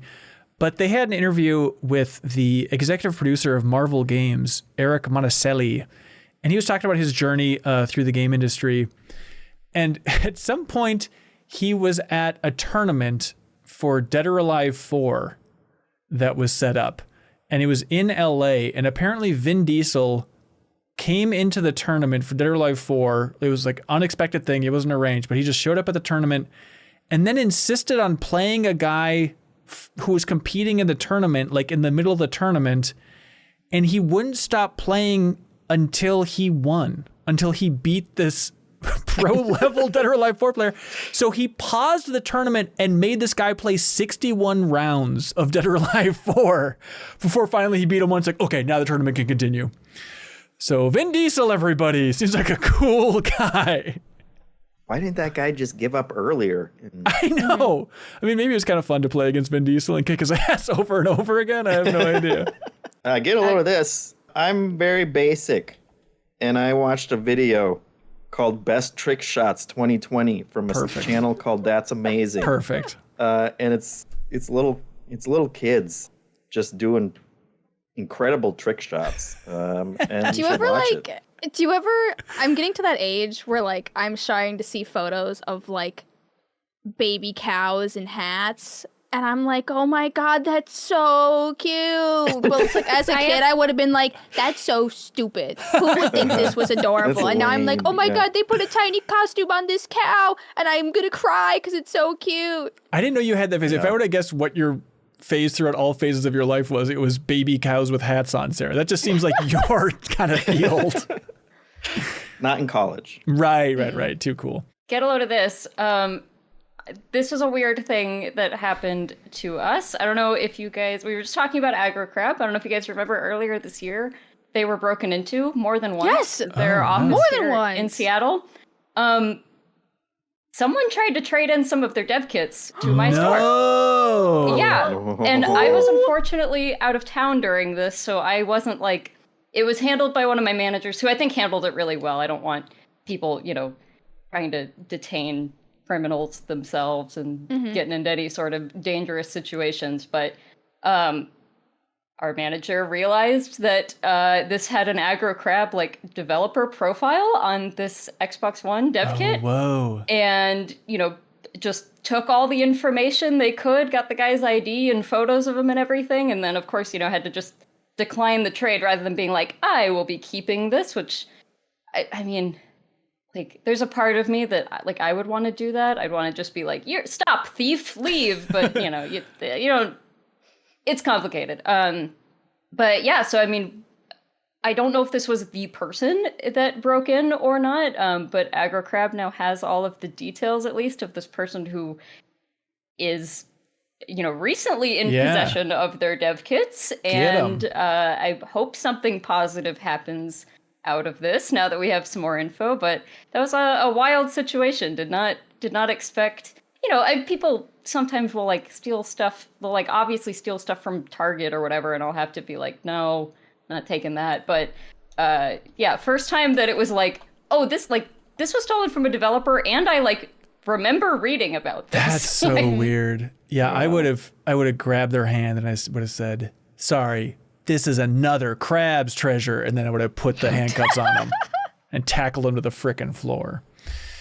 I don't know why I laughed. That didn't. You don't need to. It's not good. Sarah, you got something? Oh yeah, my get a load of this is just a PSA, as if you're playing all these little indies that we just mentioned, and if you like these indies, please write a Steam review for them. Yep. I didn't realize it, but Steam reviews are so important, especially those first 100. You cannot be marked as overwhelmingly positive until you have at least 100 reviews. And the early reviews count so much toward the Steam algorithm. They will start to push your game more and more and more if you get the momentum of the reviews as well. So if you play any of these games and you really like it, please consider leaving a review. It's literally like 1% of people who buy video games leave a review for it. Oh, so wow. be the change you want to see in the world. If you're like, more indies, leave a review. Hell yeah. Let's see. From the Get a Load of This channel in the Discord here, Forrest with 2 R's shared a tweet about how the PlayStation Portal will now let you stream certain PS5 games directly from the cloud. You no longer need to like activate your console. Which is a whole different avenue for what they can do with the PlayStation Portal. I'm curious if they're going to expand that and their overall cloud gaming stuff. Now that I think about it, it's kind of weird that wasn't an option to begin with because they have that streaming service. Yeah, but the weird little confusing device is getting more confusing, everybody. The PlayStation Portal. There you go. That is it for this episode of the MinnMax Show. Thank you so much, everybody, for watching, listening, sharing. If you're new, thank you. I'm glad you found us. We appreciate it. Hope you like what podcast we put out for you. We have a lot of stuff coming up here. Again, we have the community meetup in Minneapolis on Friday at 7 at Utapils Brewing. Come on out, say hi. We'll have a lot of folks there. Should be a good time. And then the community or the charity stream is happening this Saturday. So tune in, win some fun stuff. If you donate any amount to bit.ly/maxmoms and you include in your donation the consoles that you own, very good odds of you winning a game code. We have game codes on Steam, a ton to give away, a ton of stuff on Xbox, some stuff on consoles like Switch and PlayStation as well, but primarily Steam and Xbox. But get in there, make a donation. Odds are extremely high. 100% you'll be helping a nonprofit that needs your support in Minneapolis. And the odds are extremely high as well that you'll be getting a Steam code as well. Or a game code overall. But that is it for this episode of the MinnMax Show. Let's see. We got other stuff going on. We have Wall of Heroes. Want to remind you, if you jump up to the $50 tier, you jump in at the $50 tier, you can put any image you want on every MinnMax video throughout the entire month of December, which is going to be a big one. It's our biggest month views-wise because of the Game Awards and like the reaction stream, but then also the 210s, all that fun stuff. So if you want to put a promotional image or just a cute picture of your pet or your face, whatever you want, on every MinnMax video throughout our biggest month for only $50, that's well over 1 million impressions for only $50. Jump in on Patreon, $50 tier, the Wall of Heroes tier. Sarah, what would you put in the Wall of Heroes if you could put any image in there? A picture of my dog. Yeah, wouldn't that be nice for $50? Get your dog seen with over 1 million impressions? That's a deal right there. But also on MinnMax's YouTube channel, I teased it for way too long, but we do have the new MinnMax Spotlight up. It's on our YouTube channel right now. It is about EverQuest, the MMO that's kind of the forefather of so many MMOs. But they flew me out there and I spent basically a day and a half with some heads of that studio, the lead artist who designed the game's logo. He's been working on it. I mean, he's been there for so many years now. I can't imagine working on a game like that for decades, but we hope you enjoy it. So the MinnMax Spotlight, it's part travelogue, it's an educational travelogue. It's probably the best way to describe the format. Like we do them for Panic, but I hope y'all enjoy this look at EverQuest and what it takes to keep a studio and that game up and running 25 years later. It's wild that it still exists, but it seems sustainable. Like it's a weird pocket of the industry. Thank you for sharing it, by the way, Kelsey. I appreciate it. Oh, you're welcome. I haven't watched much of it yet, but I'm really excited to. It's very good so far. That's fun. Oh, that feels good. Thank you. Also, that is, it was a sponsored video for this MinnMax Spotlight. And so if you want a good behind the scenes look into what that means, thoughts on MinnMax sponsored content moving forward, how we're feeling about it, that is what this episode of Bonus Spot is all about. So if you're at the $5 tier, Haley hosts that show each and every week, and I join her on this week's episode to talk about sponsorship, woes, futures, plans, thoughts, feedback. But then also we go through all of the nominations for the Game Awards. So if you want a lot more of that, you can check it out in that bonus podcast feed. Also, we have Max spoilers up for Life is Strange Double Exposure. Haley and Janet recorded that. That's also in that bonus podcast feed if you're a $5 supporter. And again, unlocking that bonus podcast feed goes right in your favorite podcast app, and it helps keep this whole thing sustainable. But it's a fun episode because it also has Patrick Klepek from Remap, and it has Blessing Adeoye Jr. from Kind of Funny on there as well. So they had a lot of thoughts to unload on Life is Strange and how it kind of craps the bed, some would say, towards the end of that game for Double Exposure. So it's a fun discussion there. Also for New Show Plus this week, we referenced it earlier in the episode, but it is 6 of us playing Overwatch Classic. Sarah, that was fun. We had so much fun. Turns out it's really sweet to get together with a big group and play Overwatch from 2016. Playing games with your friends is fun. I honestly don't think And I do now it let's all enough. play Helldivers. Come I think, on. honestly, when you were saying that, Kelsey, I was thinking about that. Like, if I could carry over some of that Overwatch enthusiasm, we could just rally for Helldivers. That does sound really great. All right. Thank you so much, everybody. Hope you enjoyed the episode. We'll be back next week for a brand new one. Greatly appreciate it. Until next time, be good, have fun. Let's go, everybody.